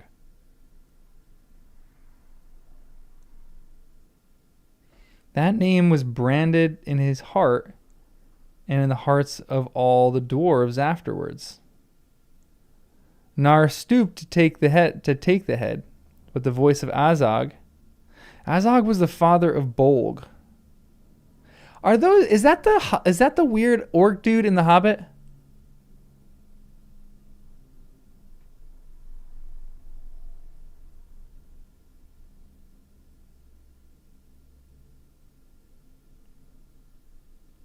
Our vengeance I bequeath to you and your sons. Wonder where you've heard that before. Don't spoil. So Azog is actually that villain. Okay, interesting. Nar stooped to take the head, but the voice of Azog said, Drop it, be off, here's your fee, beggar beard. A small bag struck him. It held a few coins of little worth. Weeping, Nar fled down the silver lode, but he looked back once and saw that orcs had come from the gate and were hacking up the body and flinging the pieces to the black crows. Dang. Such was the tale that Nar brought back to Thrain. And when he had wept and torn his beard, he fell silent. 7 days he sat and no word. Then he stood up and said, This cannot be borne.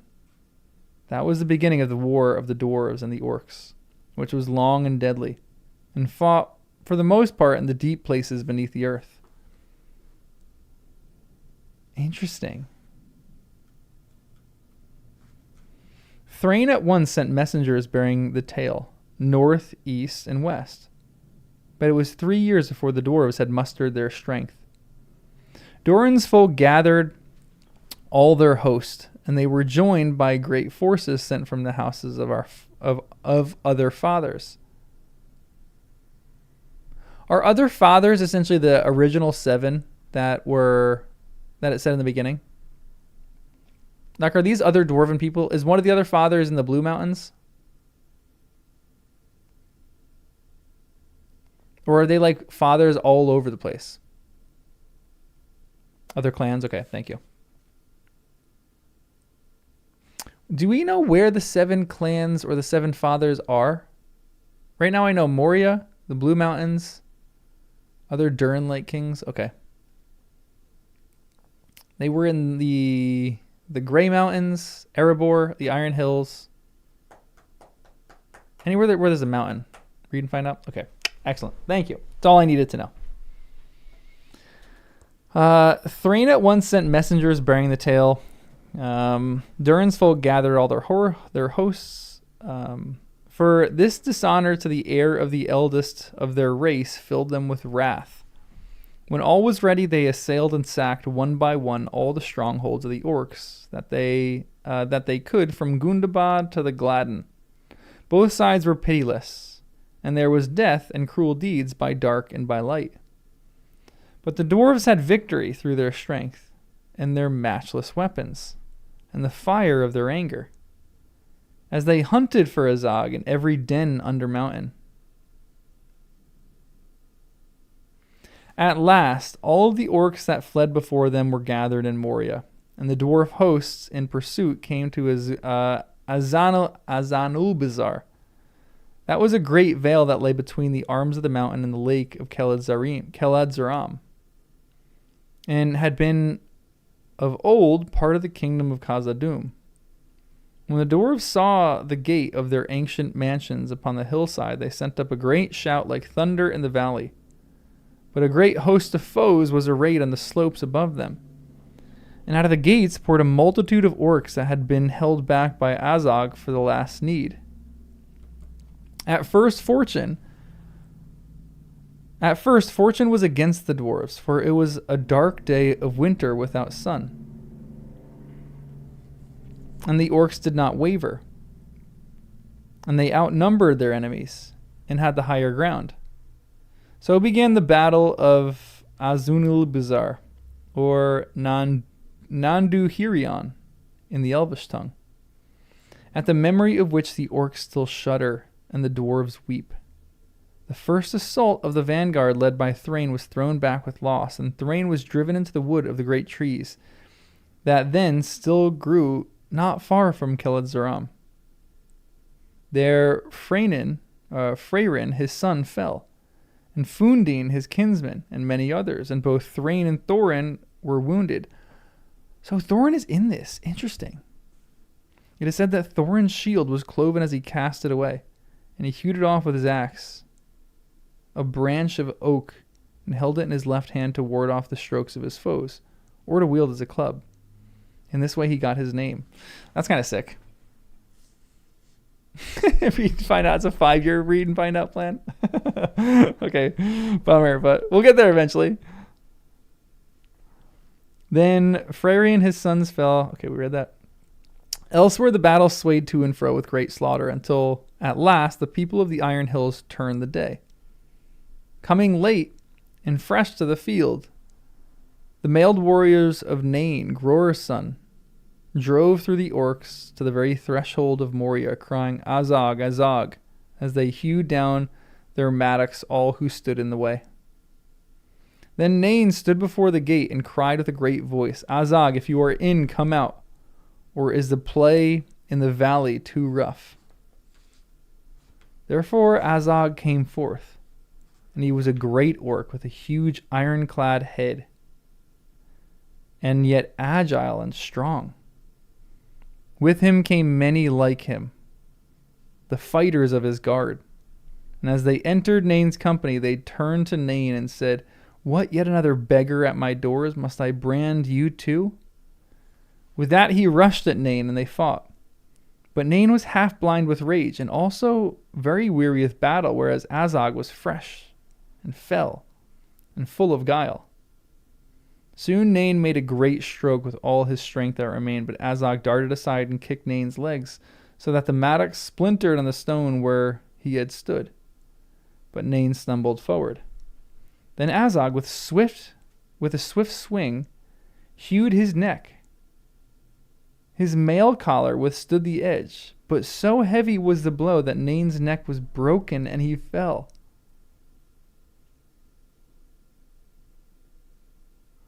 That is not the way that I would want to die.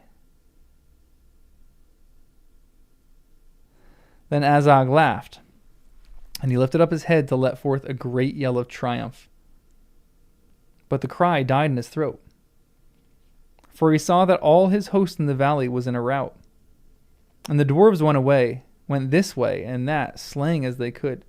And those that could escape from them were flying south, shrieking as they ran. And hard by all the soldiers of his guard lay dead. He turned and fled back toward the gate. Upon the steps after him leaped a dwarf with red axe. It was Dane, Ironfoot, Nain's son. Right before the doors he caught Azog, and there slew him, and hewed off his head. So, all right, so there ends the whole plot of The Hobbit right there for the movies. Let's just say that this is Azog the Second, all right? Bummer. That was held a great feat, for Dane was then only a stripling in the reckoning of dwarves. But long life and many battles lay before him. Until old but unbowed, he fell at last in the War of the Ring.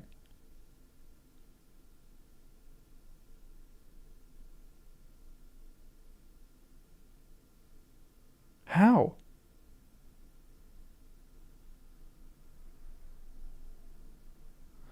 I guess this is the northern battles that they're facing. Gimli mentions this a little bit. So this is the Dane we know. So that's cool that he slays him. But I guess the dwarves were dealing with a lot of battles from maybe Dol Guldur, but like just I guess northern orcs in some of the mountains. That's crazy. Yet hardy and full of wrath as he was, it is said that when he came down from the gate, he looked gray in face, as one who has felt great fear.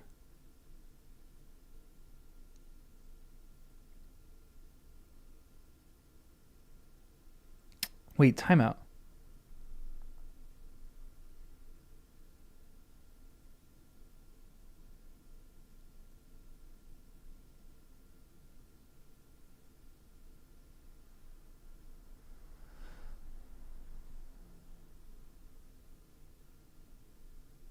Is this the Black Breath?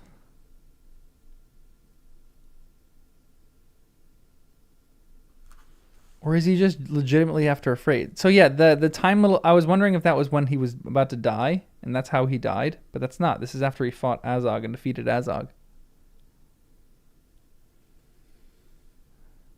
Was Azog gifted with the Black Breath?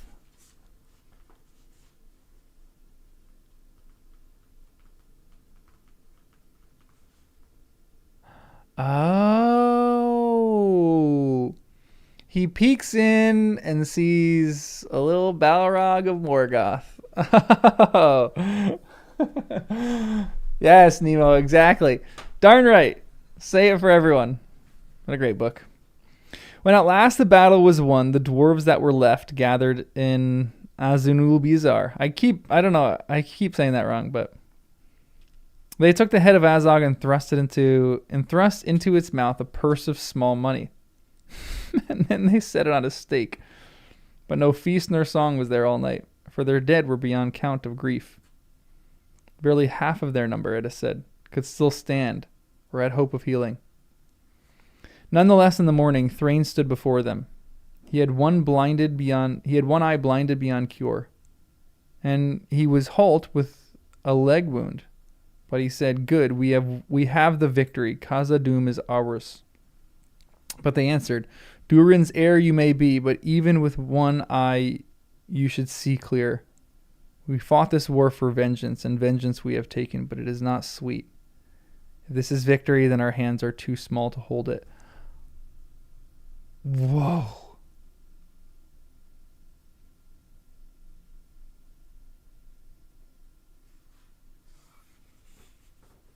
Whew. Tolkien spits bars sometimes. We have fought this war for vengeance, and vengeance we have taken. But it is not sweet. If this is victory, then our hands are too small to hold it. Dang. Oh, I love Tolkien so much. And those who were not of Durin's folk said also, Khazad-dûm was not our father's house. What is it to us, unless a hope of treasure? But now, if we must go without the reward and the wereguilds that are owed to us, the sooner we return to our own lands, the better pleased we shall be. Man, then Thrain turned to Dane and said, but surely my own kin will not desert me. No, said Dane. You are the father of all our folk. We have bled for you, and will again. But we will not enter Khazad-dûm. You will not enter Khazad-dûm. Only I have looked through the shadow of the gate. Beyond the shadow it waits for you still.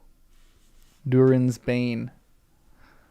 The world must change, and some other power than ours must come before Durin's folk walk again in Moria. Dang. That's crazy. This is crazy. This is so cool. Dwarves are my favorite. I love this. This is like the coolest part. And this is like a lot more story-ish than some of the other sections in the appendices. This is so good. So it was after that, Azunulubizar, the dwarves dispersed again. But first, with great labor, they stripped all their deeds, so that the orcs should not come and win their store of weapons and mail. It is said that every dwarf that went from the battlefield was bowed under a heavy burden. Then they built many pyres and burned all the bodies of their kin. There was a great felling of trees in the valley.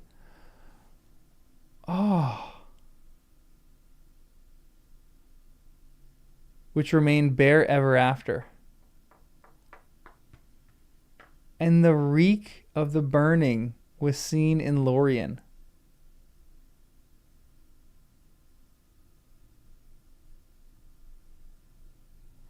Where I'm sure Galadriel is sitting there watching the burning.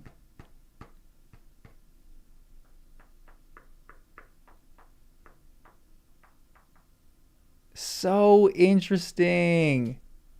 Wait, there's a footnote. Such dealings with their dead seemed grievous to the dwarves, for it was against their use. But to make such tombs as they were accustomed to build, since they will lay the dead in stone, not in earth, would have taken many years. To fire, therefore, they turned, rather than to leave their kin to beast or bird or carrion orc. Carrion orc. But those who fell in Azunulbizar were honored in memory. And to this day, a dwarf will say proudly of one of his sires, he was a burned dwarf. And that is enough.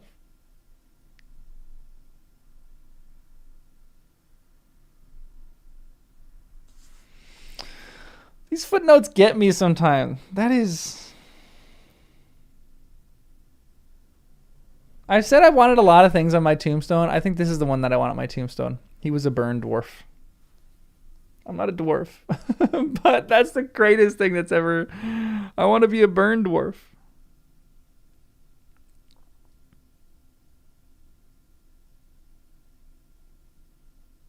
That's so beautiful. That's so crazy too. That's why there's no trees in that little section between this and Lorien. Man. When the dreadful fires were in ashes, the allies went away to their own countries. And Dane Ironfoot led his father's people back to the Iron Hills. Then standing by the great stake, Thrain said to Thorin Oakenshield, Someone think this head dearly bought. At least we have given our kingdom for it. Will you come back with me to the anvil? Or will you beg your bread at proud doors? To the anvil, answered Thorin. The hammer will at least keep the arms strong, until they can wield sharper tools again. So Thrain and Thorin, with what remained of their following, among whom were Balin and Gloin. My boy, his dad, returned to Dunland. And soon afterward they removed and wandered in Eriador. Wow, weird. Why would they wander there? Azunulbizar? I know, I keep mispronouncing that, but it's all right. What else do we expect? Until at last they made a home in exile on the east of the arid Luin, beyond the Lune. Okay. Of iron were most of the things they forged in those days, but they prospered after a fashion, and their numbers slowly increased. They had very few women folk. Dithrain's daughter was there. She was mother of Fili and Kili, who were born in arid Luin. Thorin had no wife. But as Thor had said, the ring needed gold to breed, and of that or any other precious metal they had little or none. Interesting. All right, 3 more pages. This is so fun to me. I love this. Sarah, enjoy dinner. I just want more of this, which is probably where we'll get the Hobbit.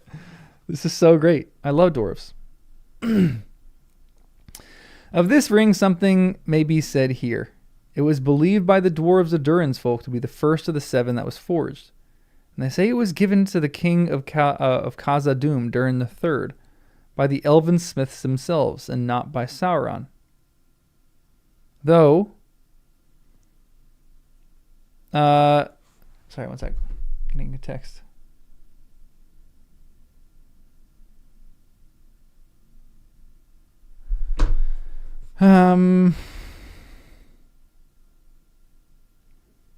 Though doubtless his evil power was on it, since he had aided in the forging of all the 7. But the possessors of the ring did not display it or speak of it, and they seldom surrendered it until near death, so that others did not know for certain where it was bestowed. Some thought that it had remained in Khazad-dûm, in the secret tombs of the kings. They had not been discovered and plundered. But among the kindred of Durin's heir, it was believed wrongly that Thror had worn it when he rashly returned there. And then had become of it. What had become of it when they did? What had become of it? They did not know. It was not found on the body of Azog. Interesting.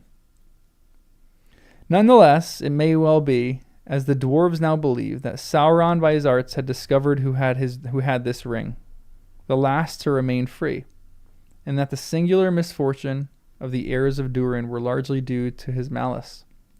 For the dwarves had proved untamable by this means. The only power over them that the rings wielded was to inflame their hearts with a greed of gold and precious things, so that if they lacked them, all other good things seemed profitless. And they were filled with wrath and desire for vengeance on all who deprived them. Interesting. But they were made from their beginning of a kind to resist most steadfastly any domination. Though they could be slain or broken, they could not be reduced to shadows, enslaved to another will. And for the same reason, their lives were not affected by any ring, to live either longer or shorter because of it. All the more did Sauron hate the possessors and desire to dispossess them. Interesting that this is what the Dwarven rings are doing. They're not really making them ring wraiths. They're just making them greedier and angrier at anybody who takes their wealth. Huh. Okay. Really interesting stuff. It was therefore perhaps partly by the malice of the ring that Thrain, after some of his years, became restless and discontented. The lust for gold was ever in his mind. At last, when he could endure it no longer, he turned his thoughts to Erebor and resolved to go back there.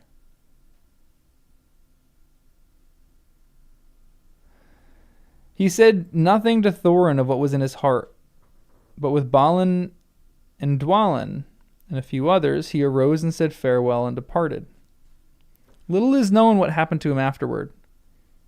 It would now seem that as soon as he was abroad with few companions, he was hunted by emissaries of Sauron. Wolves pursued him. Orcs waylaid him. Evil birds swallowed his path. And the more he strove to go north, the more misfortunes opposed him.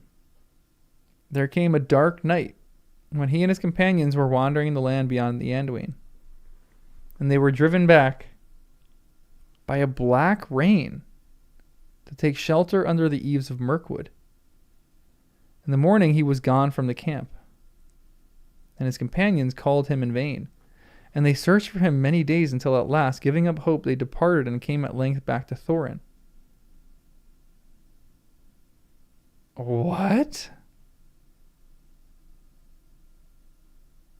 Only long after it was learned that Thrain had been taken alive and brought to the pits of Dol Guldur. There he was tormented and the ring taken from him. And there at last he died. Interesting. That's terrible. So Thorin Oakenshield became heir of Durin, but an heir without hope. When Thrain was lost, he was 95. Man, so he's old. But great dwarves of proud bearing. A great dwarf of proud bearing, but he seemed content to remain in Eriador.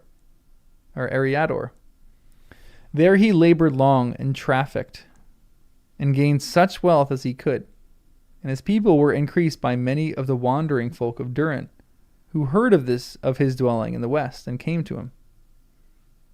Now they had fair halls in the mountains, and stores of good, and their days did not seem so hard, that in their songs they spoke ever of the lonely mountain far away.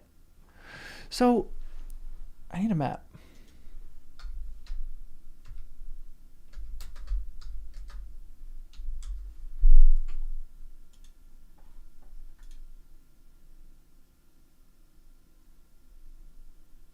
Where are they dwelling in Eriador? They have to be in mountains, no?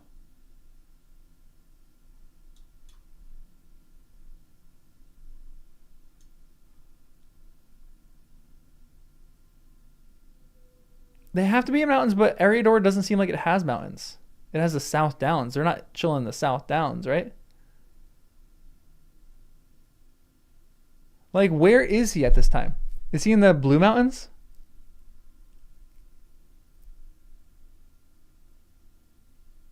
Eriadluin, so he is in the Blue Mountains. Okay.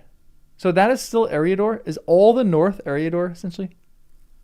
Like from the Misty Mountains over to the Blue Mountains?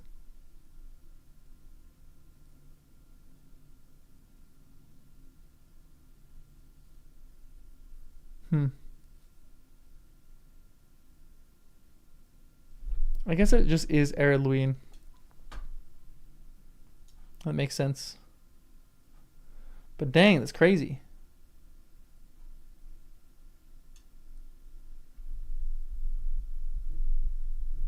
So that's why there's a lot of dwarves that pass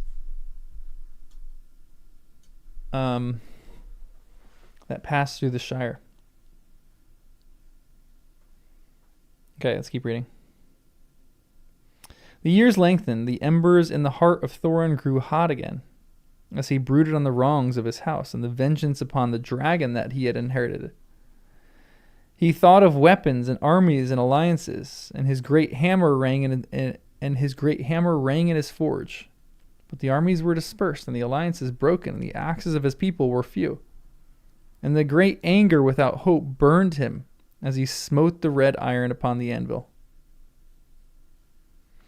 But at last there came about by chance a meeting between Gandalf and Thorin that changed all the fortunes of the house of Durin, and led to other and greater ends beside. On a time, which is March 15th, Thorin, returning west from a journey, stayed at Bree for the night. There Gandalf was also. He was on his way to the Shire, which he had not visited for some 20 years. He was weary, and thought to rest there for a while. Among many cares he was troubled in mind by the perilous state of the north, because he knew then that Sauron was plotting war, and intending as soon as he felt strong enough to attack Rivendell. What?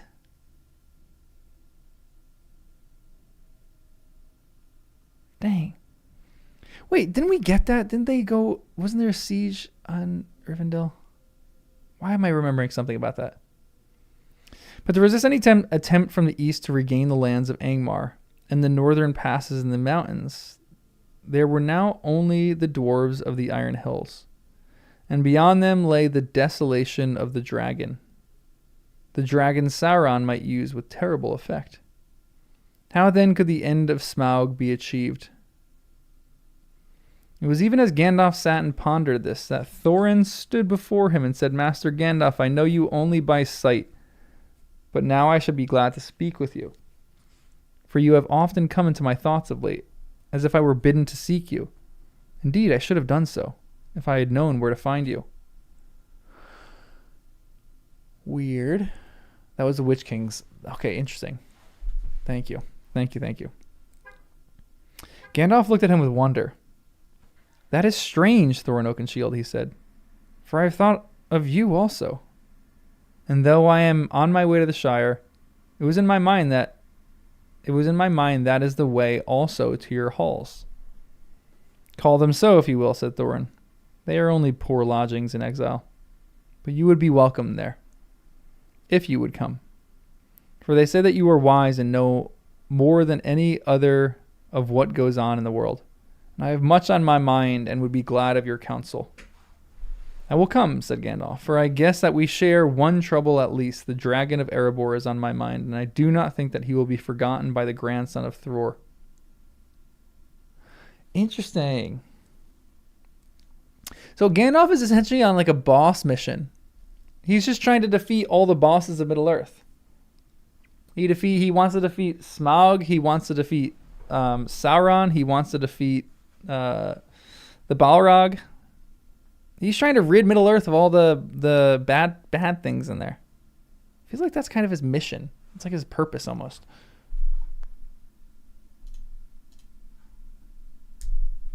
Yeah, Saruman, so true. He's just hopping from boss to boss. Getting so much experience from that. Yeah, he became the boss. The story is told elsewhere of what came of that meeting, of the strange plan that Gandalf made for the help of Thorin, and how Thorin and his companions set out from the Shire on the quest of the Lonely Mountain that came to great ends unforeseen. Here only those things are recalled that directly concern Durin's folk. The dragon was slayed by Bard of Esgaroth, but there was a battle in Dale, for the orcs came down upon Erebor as soon as they heard of the return of the dwarves, and they were led by Bolg, son of that Azog, whom Danes slew in his youth. So orcs can have children. Interesting. Okay. Or maybe it's just like, he's in the same feel. I don't know. In the Battle of Dale, Thorin Oakenshield was mortally wounded, and he died and was laid in a tomb under the mountain, with the Arkenstone upon his breast. There fell also Fili and Kili, his sister's sons, but Dane Ironfoot, his cousin, who came from the Iron Hills to his aid and was also his rightful heir, became then King Dane II, and the kingdom under the mountain was restored, even as Gandalf had desired.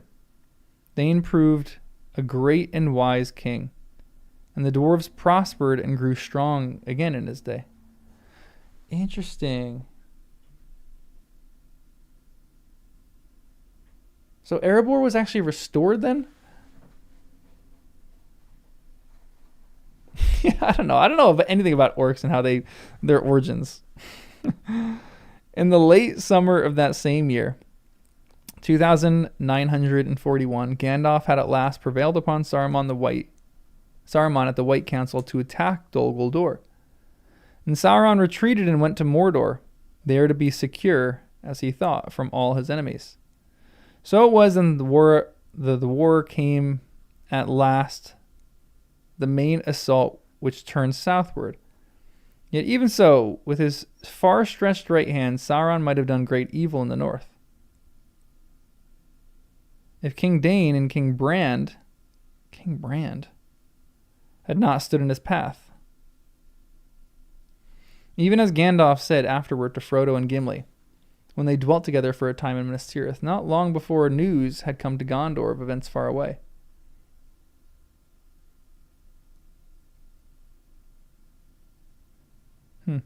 I grieved at the fall of Thorin, said Gandalf.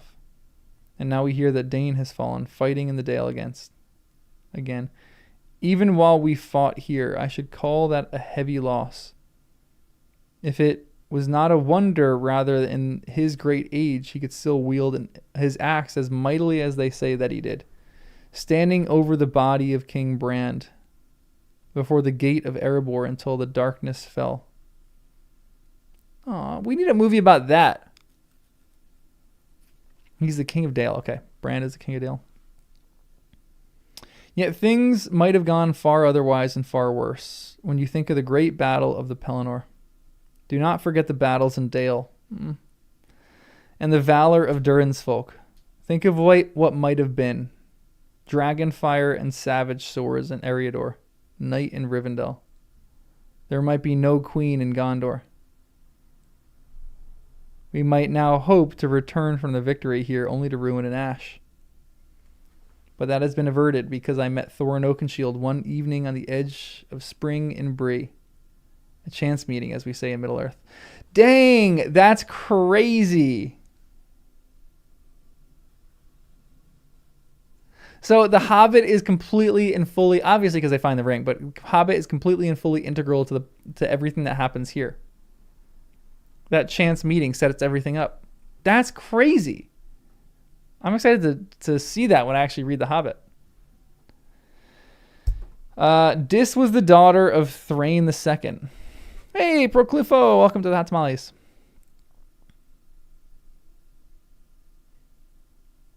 A chance meeting, as they say, is what is covered in the Unfinished Tales. Interesting. Yeah, a lot of chance meetings going on.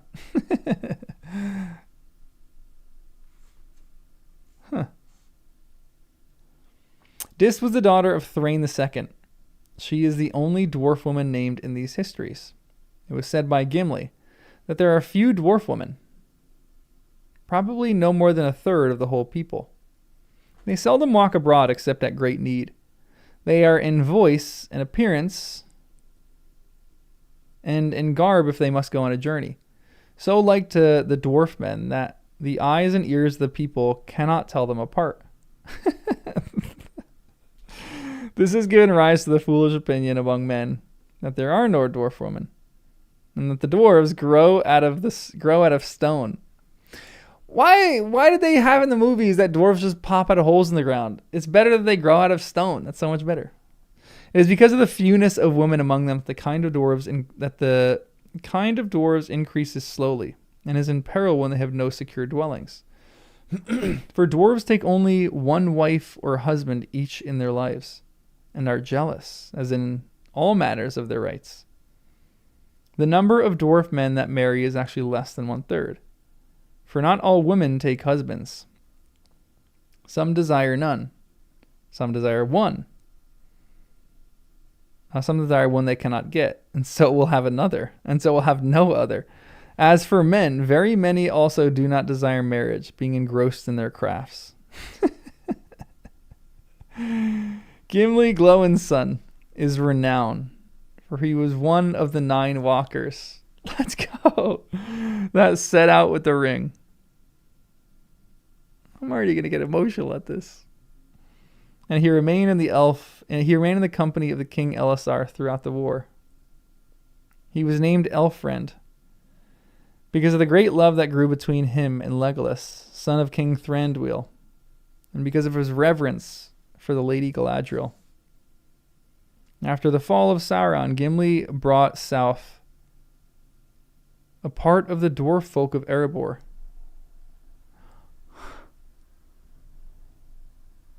And he became Lord of the Glittering Caves.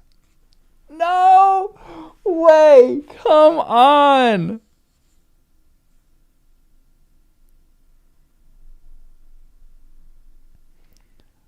Oh, Oh, this is the best.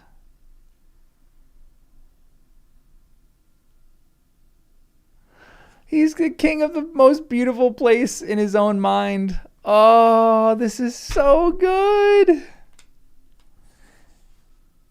He becomes king of the Lord of the Glittering Caves. I want to know what he does with the place. Oh my gosh. Dang, I want to see this so badly.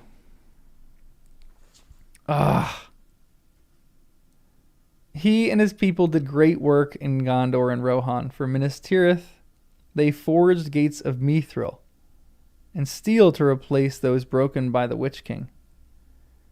Legolas, his friend, also brought south elves out of Greenwood, and they dwelt in Ithilien.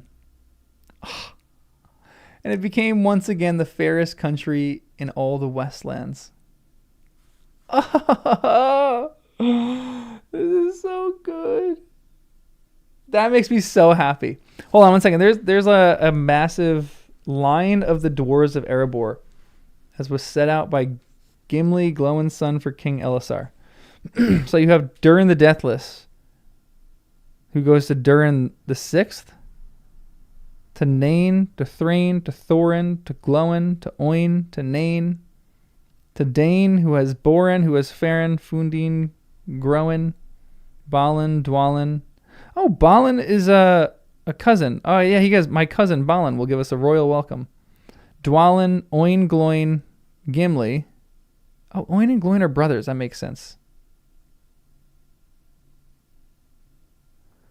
Then you have, out of Dane the First comes Gror, Fror, Thror, Thrain, Thorin Oakenshield,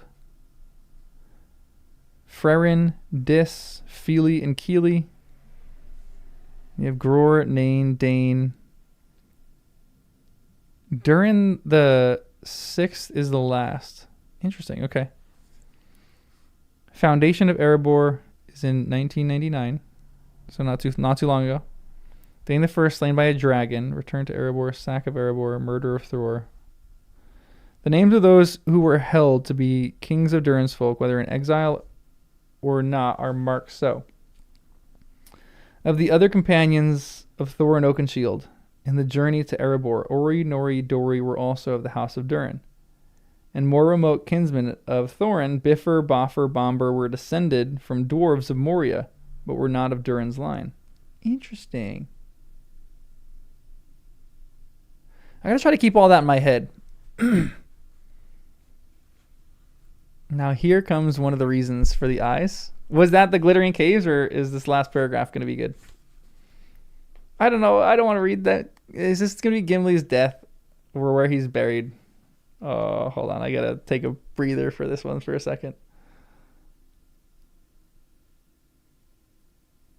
I don't want to read that.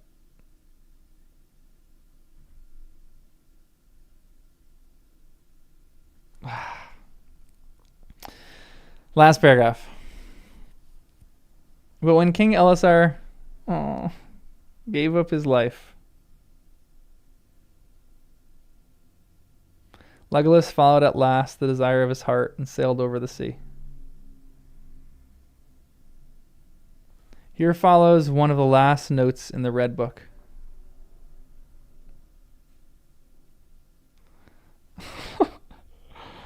We have heard that Legolas took Gimli, Glowin's son. No way!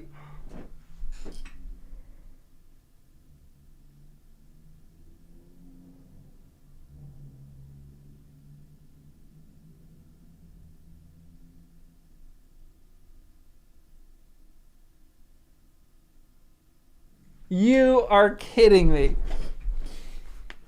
No way. We have heard that Legolas took Gimli, Glowin's son, with him because of their great friendship. Greater than any that has been between elf and dwarf. If this is true, then it is strange indeed that a dwarf should be willing to leave Middle Earth for any love. or that the Eldar should receive him, or that the lords of the West should permit it. But it is said that Gimli went also out of a desire to see again the beauty of Galadriel. And it may be that she, being mighty among the Eldar, obtained this grace for him. Come on!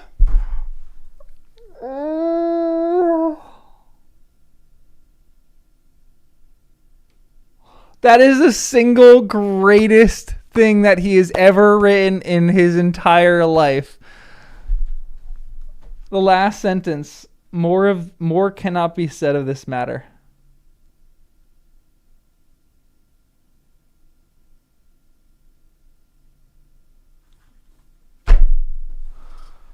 Oh my goodness.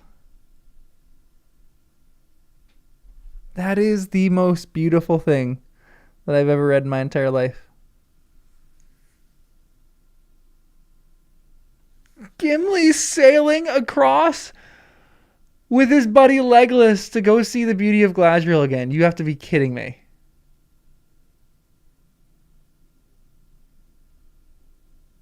Yeah, what are we talking about? More cannot be said of this. I want every detail of this. I need to read about the meeting that they have together.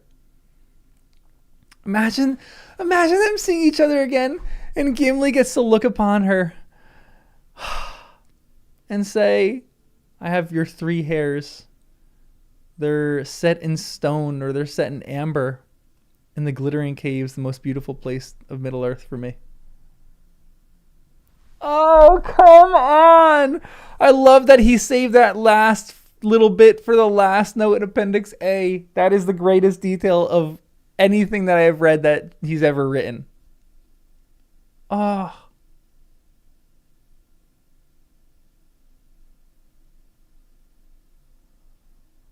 Oh my gosh, this is so beautiful. I want to read that again. We have heard tell that Legolas took Gimli, Glóin's son, with him because of their great friendship, greater than any that has been between elf and dwarf.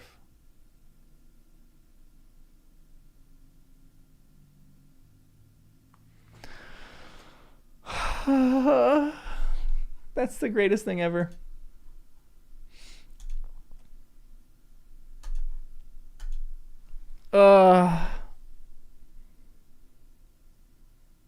Yeah, and they waited for Aragorn's death.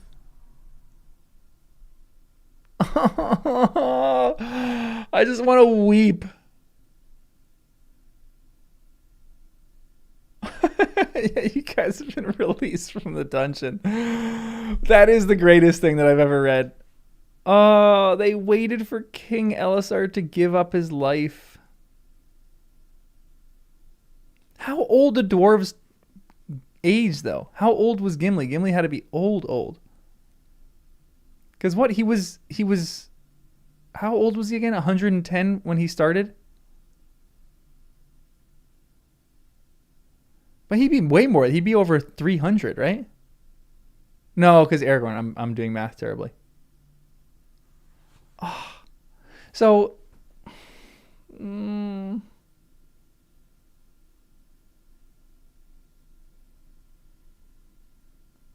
it's so beautiful. That is the detail that I wanted in this book. I am going to cherish that for the rest of my life. Man, come on, Tolkien. Oh, there's so much I am thinking about with that. Now, this doesn't... Now, Han.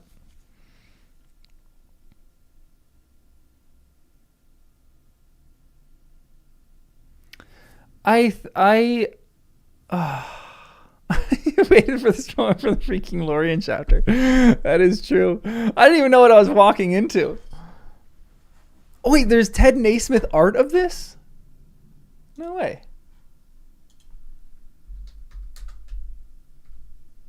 What do I look up? Gimli and Legolas? Gimli and...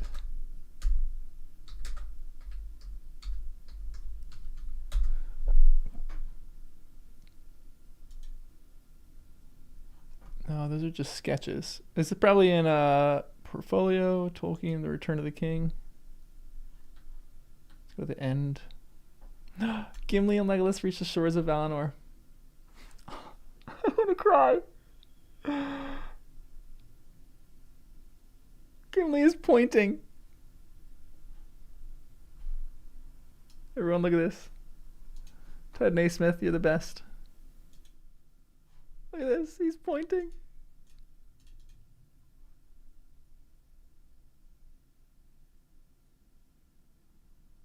Oh, this is the best. Gimli was 262. So, one of my questions, I think I keep, like, when Gimli goes to the Undying Lands, he is probably going to die in the next few years. True? Like, he isn't going to be gifted with immortality in any way. Like, he can't be gifted with immortality. Like, this is the same thing with Frodo and Bilbo, right? Like, they're going over there to heal, but they're still going to die.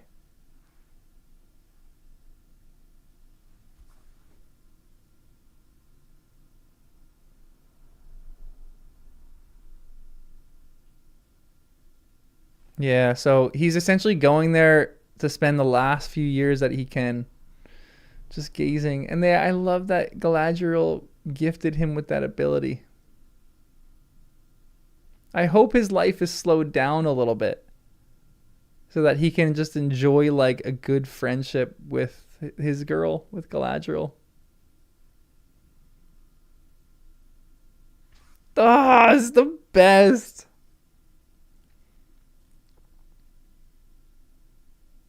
I want to blow this picture up and just like put it on my wall. They reached the shores of Valinor. This is so good. Yeah, Nemo, tell me about this. More cannot be said of this matter? What is that crap? Come on, Tolkien. More can definitely be said of this matter. I want more. But I love that we were given just that. That's just enough. Or, I mean, that's not enough, but it's just enough at the same time.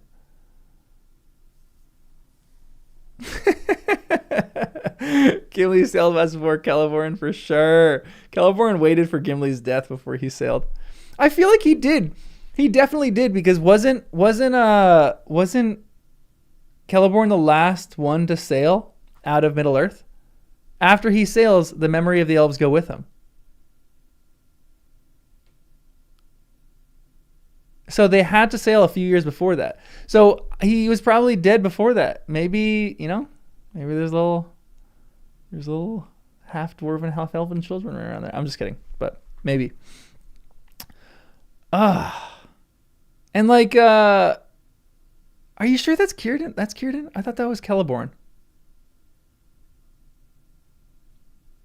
Doesn't Círdan go with... Maybe not.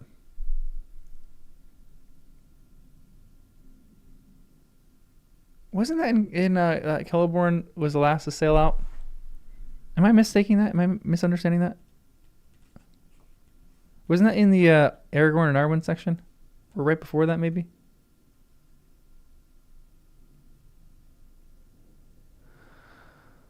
Oh, Trig, you missed it. You missed it all. I'm sorry. I just read the single greatest detail on the Lord of the Rings that I've ever read in my entire life. And you're like 5 minutes too late.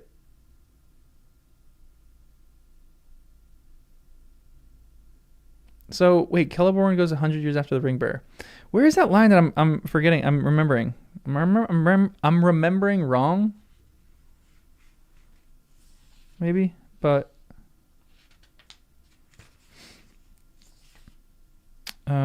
where was that?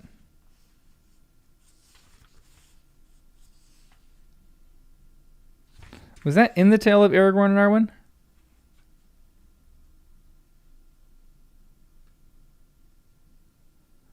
Because Galadriel sails across. This is Galadriel sails across, but not Celeborn. And Celeborn goes to live with the two sons of Elrond in Rivendell. And then didn't it say something like when he left, it was like the last of the people. I gotta find that again. Oh, that's okay. That's not like that much of a spoiler.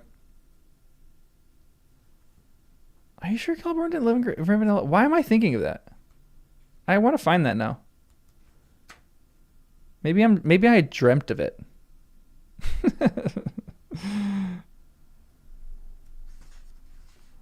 Maybe I'm having dreams of Lord of the Rings and thinking that it's canon.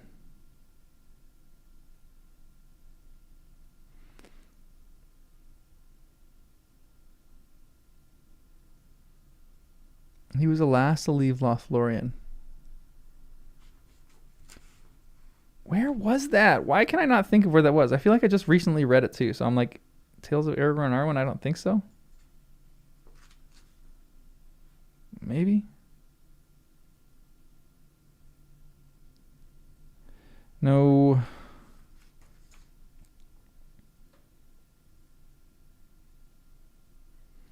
Oh, well, I'll find it later. Or maybe I just won't find it because I probably dreamt about it.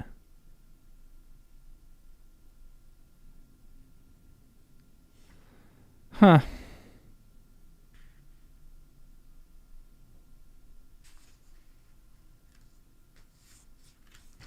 Hold on, I'm going to go back to the beginning of Appendix A.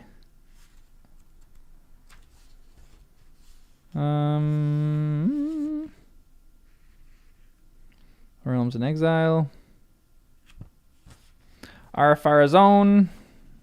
Wow, we're already in the Grey Havens.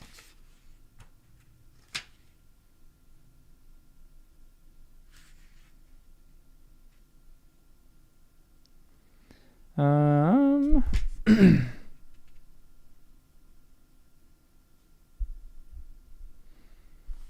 not going to find it. I'll find it later.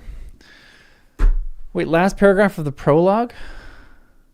Oh, yeah. Yes.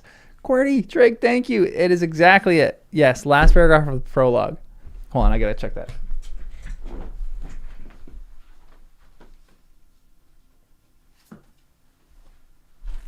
I knew I read it recently.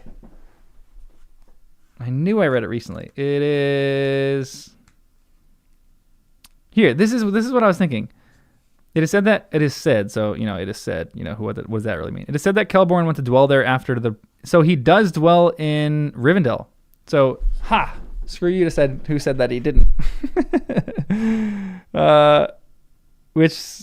There, though Elrond had departed, his sons long remained together with some of the high elven folk. It is said that Celeborn went to dwell there after the departure of Galadriel, but there is no record of the day when at last he sought the Grey Havens. And with him went the last living memory of the elder days in Middle-earth. That makes me think that he's the last one to take the ship out. Yeah, I know. I don't look at the chat when I need it. You guys were all saying prologue. And I was just too wrapped up in what I was looking at. Ooh, that's a great dream, Lemmy. Dream that you replaced Pippin. That'd be actually sick. Be a little scary, but be kind of sweet.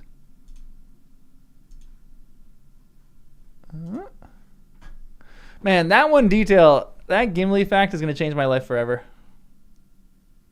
Oh my gosh, the Gimli fact is going to change my life forever. Oh.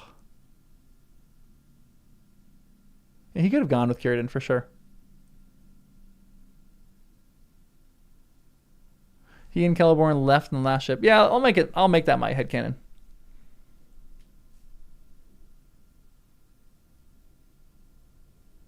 How are dwarves, Sauron, and Saruman all connected?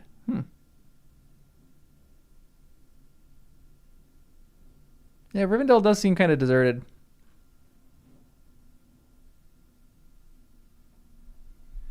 Yeah, I cannot believe Gimli goes and spends his last days in Valinor. That is just. I am going to just like revel in that for the rest of the day. I'm gonna go grocery shopping in a bit, and I'm just gonna be like, oh, Gimli is in Valinor right now. Just hanging out with Galadriel. Just having a little picnic with Galadriel before Celeborn gets there. Ah, oh, it's so good.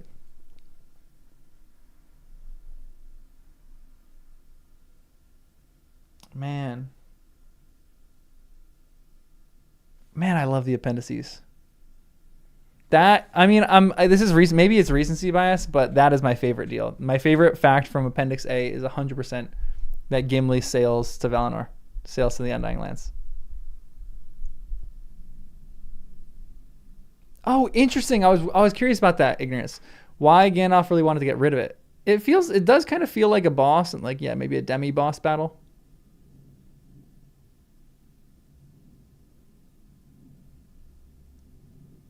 Man. Yeah, that Gimli fact is going to change my life forever. I think my second favorite is the tale of Aragorn and Arwen. That's like a close second too, because that really has transformed my understanding of Lord of the Rings. And really Aragorn. And I want to say this too, because I still am on like a little vendetta against this. I remember when I was in the beginning of the Fellowship, and when we met Aragorn, and even toward the end of Fellowship, Aragorn wasn't all that interesting to me. Like, he was not as cool as everyone was making him out to be. And I would talk about how Boromir is my favorite, and people would be like, how dare you think that Boromir is greater than Aragorn? But everyone that was talking to me about that, you guys were saying it with Aragorn and Arwen in your mind. Now that I know about Aragorn, I think he's like the greatest character ever. But this is why his writing is so good to me, and this is why I get so excited, is because you read it once, and like as a first timer, I'm reading this and documenting my entire time as a first time reader. And then all of a sudden I get to this one section where they're in, and like, you know, at the beginning of the Fellowship, Aragorn isn't that incredible of a character. It's like, he's okay in the Fellowship of the Ring. He becomes great. He becomes really a lot better. But I love that Tolkien doesn't distract with this story, and he includes it in the appendices, because as soon as you read this story of Aragorn and Arwen, he's like even that much better. And yeah, I think you can definitely, like, I would probably say at the end of the Lord of the Rings, at the end of the entire journey, Aragorn's probably in like my top 3 favorite characters. But at the beginning of Fellowship, I just don't think he's all that, like, you know, he's like mysterious, but he's interesting. And here, at the end of the tale of Aragorn and Arwen, like, he's just the greatest. He's so cool. And Arwen is so much cooler too, in my head. And like when you reread it a second time, it just brings so much more new meaning to it. So like, again, maybe your favorite character in the Fellowship of the Ring was Aragorn, and like you can have all the right to do it. I'm just saying he was definitely not mine. I like Boromir more than him. I like most of the Fellowship more than him. He was just like a strange guy. He was quiet. He was a leader, but he was a quiet leader, which I like. I respected him. But there were other people in the Fellowship that were more boisterous and more interesting, and like, you know, they were just, I guess a bit more like, you know, forefront. Aragorn did seem almost like a background character at that point. He was like taking the background himself, which is one of the reasons why I love him now, because he's humble and he's willing to do that. And then now that I know more of his story, I can't wait to reread this and see like everything that he was doing was for his love with Arwen. And it just makes the story so great. Like, this is on like kind of second read, and I can't wait. Oh, like Gimli becoming the Lord of the Glittering Caves. Oh, wait, glimmering or glittering? Glittering Caves. Man, I really, really like Boromir. I still think that he's like an underrated character. Like, yes, he fell, but like I like him even more in the book than the movie too. Like a lot of people, like there was like a renewed love for for Boromir in the movie that people would have like 10 years, 20 years after the fact. But I think in the book, he's just like great too. He's very proud, but he's like, you know, he is what I think a lot of us are. He's not perfect like Aragorn, but he's like, even his fall, he falls and then he does redeem himself, but like he redeems himself even in what he says. Like he knows that he's made a mistake.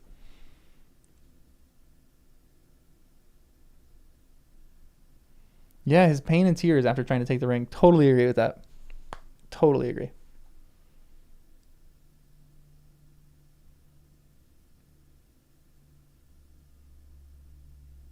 Mm. Silmarillion has like 30 Boromirs. Oh. Gimli got to live a while next to his buddy Eomer and discuss their opinions of elf ladies some more. They're just two buddies gossiping about which elf they have the biggest crush on.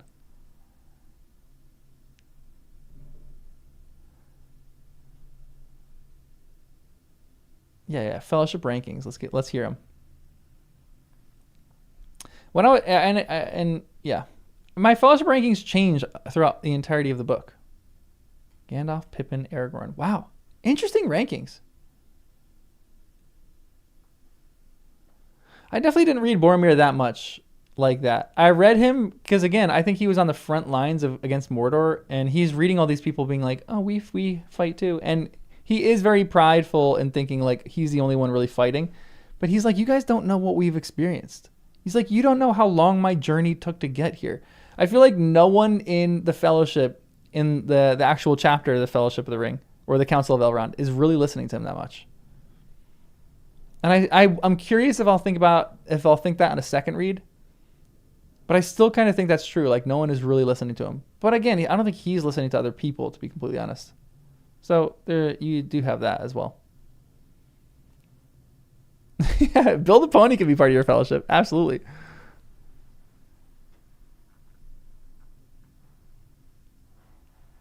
Yeah, Merry is one of my favorites too. I think my rankings would probably be, oh man, this last little detail of Gimli might have put him above Frodo in my mind. Frodo has always been number one in my mind, and this is just recency bias. So I'm still gonna put Frodo as number one. I'd probably put Gimli as number two. Man, this is hard. And then number three, I would put Merry, Pippin, Aragorn, Sam, and that's the group right there. And the three, they're all tied. We're tied for three. I think Sam is overrated as the entirety of the journey. I don't think he's overrated, especially toward the end. The end is Sam's. The end belongs to Sam. Yeah, all of them really are number one. Totally agree with that.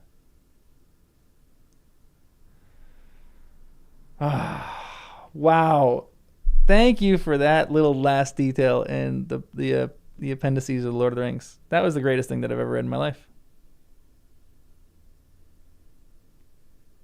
Gimli right now could be in the Undying Lands just hanging out with Galadriel. Oh, that's so good. That's so good. That is the coolest little tidbit. I'm going to be so annoying when I watch the movies now because I'm just going to talk about all these little facts that people don't know. As soon as Gimli pops up on the screen, I go, hey, pause. Guys, you remember? You guys have seen this movie before, but do you know where Gimli ends up? Oh, so good. It's so good. I wish we got another ending of the movie. They should have given us, oh, you know what they should have done? I wish if the Lord of the Rings movies were made today. Now, that it would suck because it'd be all CGI. I know none of us would like it. But let's just say that they were made today. They would 100% put an after credit scene in there. An after credit scene of all of a sudden there's water. Post credit scene, you have water, and then all of a sudden you go up and you see the hull of a ship, and you just hear a dwarf voice, and he goes, I don't know, what would Gimli say? Oh, he would say, thanks for getting me a box. And he's hanging on the edge of the ship looking up, and he's seeing Galadriel waving on the shores, and there's a little tear that comes out of his eyes. Oh, that'd be so good. That'd be great. Legolas, dear friend, we are far from Middle Earth now. Oh, man. I can see the gold of her hair. Oh, guys, we need to write a fanfic of this. Come on. These are great lines. Oh, he was a burned dwarf is my favorite thing. I love that.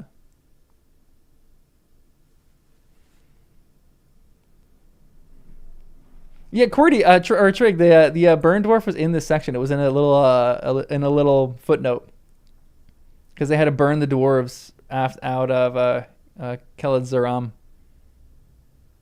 and they beheaded Bolg there. Or no, they beheaded Azog.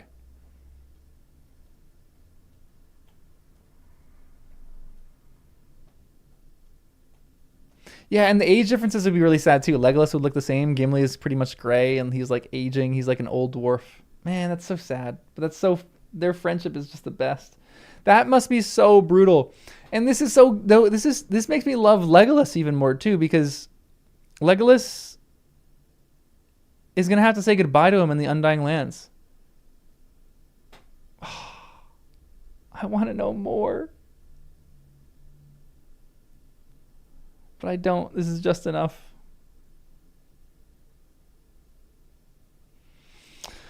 Ah, God, that was so good. Dang. Yeah, no voice. Honestly, that might be the best one. No voice, just two friends going off into the sunset. You have to interpret it for yourself. Truly, the loyalty of Legolas is very underrated. I totally agree with that. That is such an underrated part of this. And this one little tidbit makes me love Legolas even more. I can't wait to kind of reread him. Legolas mourning Gimli. I don't want to even think about that. That's so sad to me. This is like selfless of Legolas to do this, because he knows he's gonna have to mourn his best friend, and he's gonna have to mourn him and watch him die rather than just say goodbye at his parting. And Legolas, oh man, this is so good. This is so sad. Because you know that Legolas and Gimli have been like buddies for so long, and Legolas cannot just say goodbye to Gimli like this and just say like, just Gimli's waving at the Grey Havens saying goodbye to his buddy who's sailing off, literally going to see Galadriel, his best friend, or his chivalrous love. Man. It makes me so sad and so happy at the same time. Just emotions.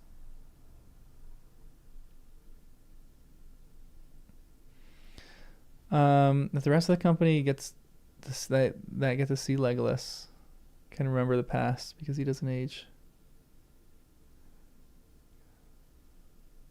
You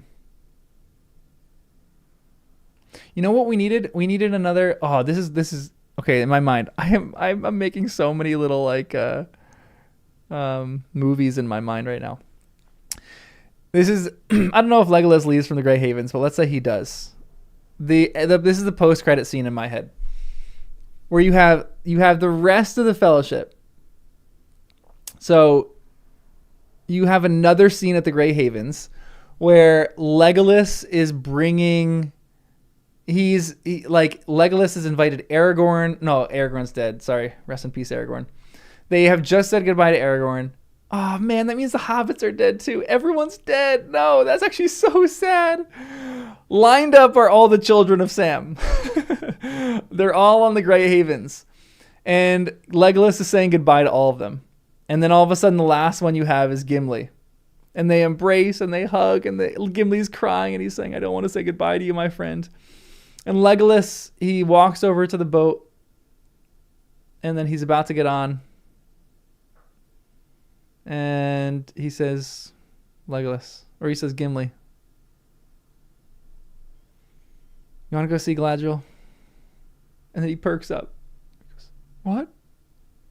And the movie just ends there. I don't know. I'm reworking that in my mind. But oh my gosh. I just want to know every last detail of this. But it's going to be so much better because now I can just visualize this all in my mind and come up with stories myself about this. Oh, what a good little thing. Oh, man. This makes me so sad and so happy at the same time. Dang. Oh, yeah, he says, come with me. Man. My headcanon is so Sam probably has like a grave by the party tree, even though that would make it a graveyard. I still feel like that's probably, or maybe he's buried on top of Bag End or something like that. I don't know. I don't know where he would be buried.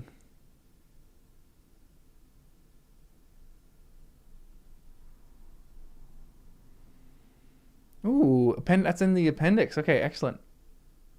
I would say somewhere in Bag End in the garden. I'm going to guess in the garden of Bag End. which would he could compost the earth. That's really what Sam wants. That is really what Sam wants. He wants to be compost and continue gardening even while he's dead. So they're gonna compost his body, and he's gonna provide nutrients for the flowers at Bag End.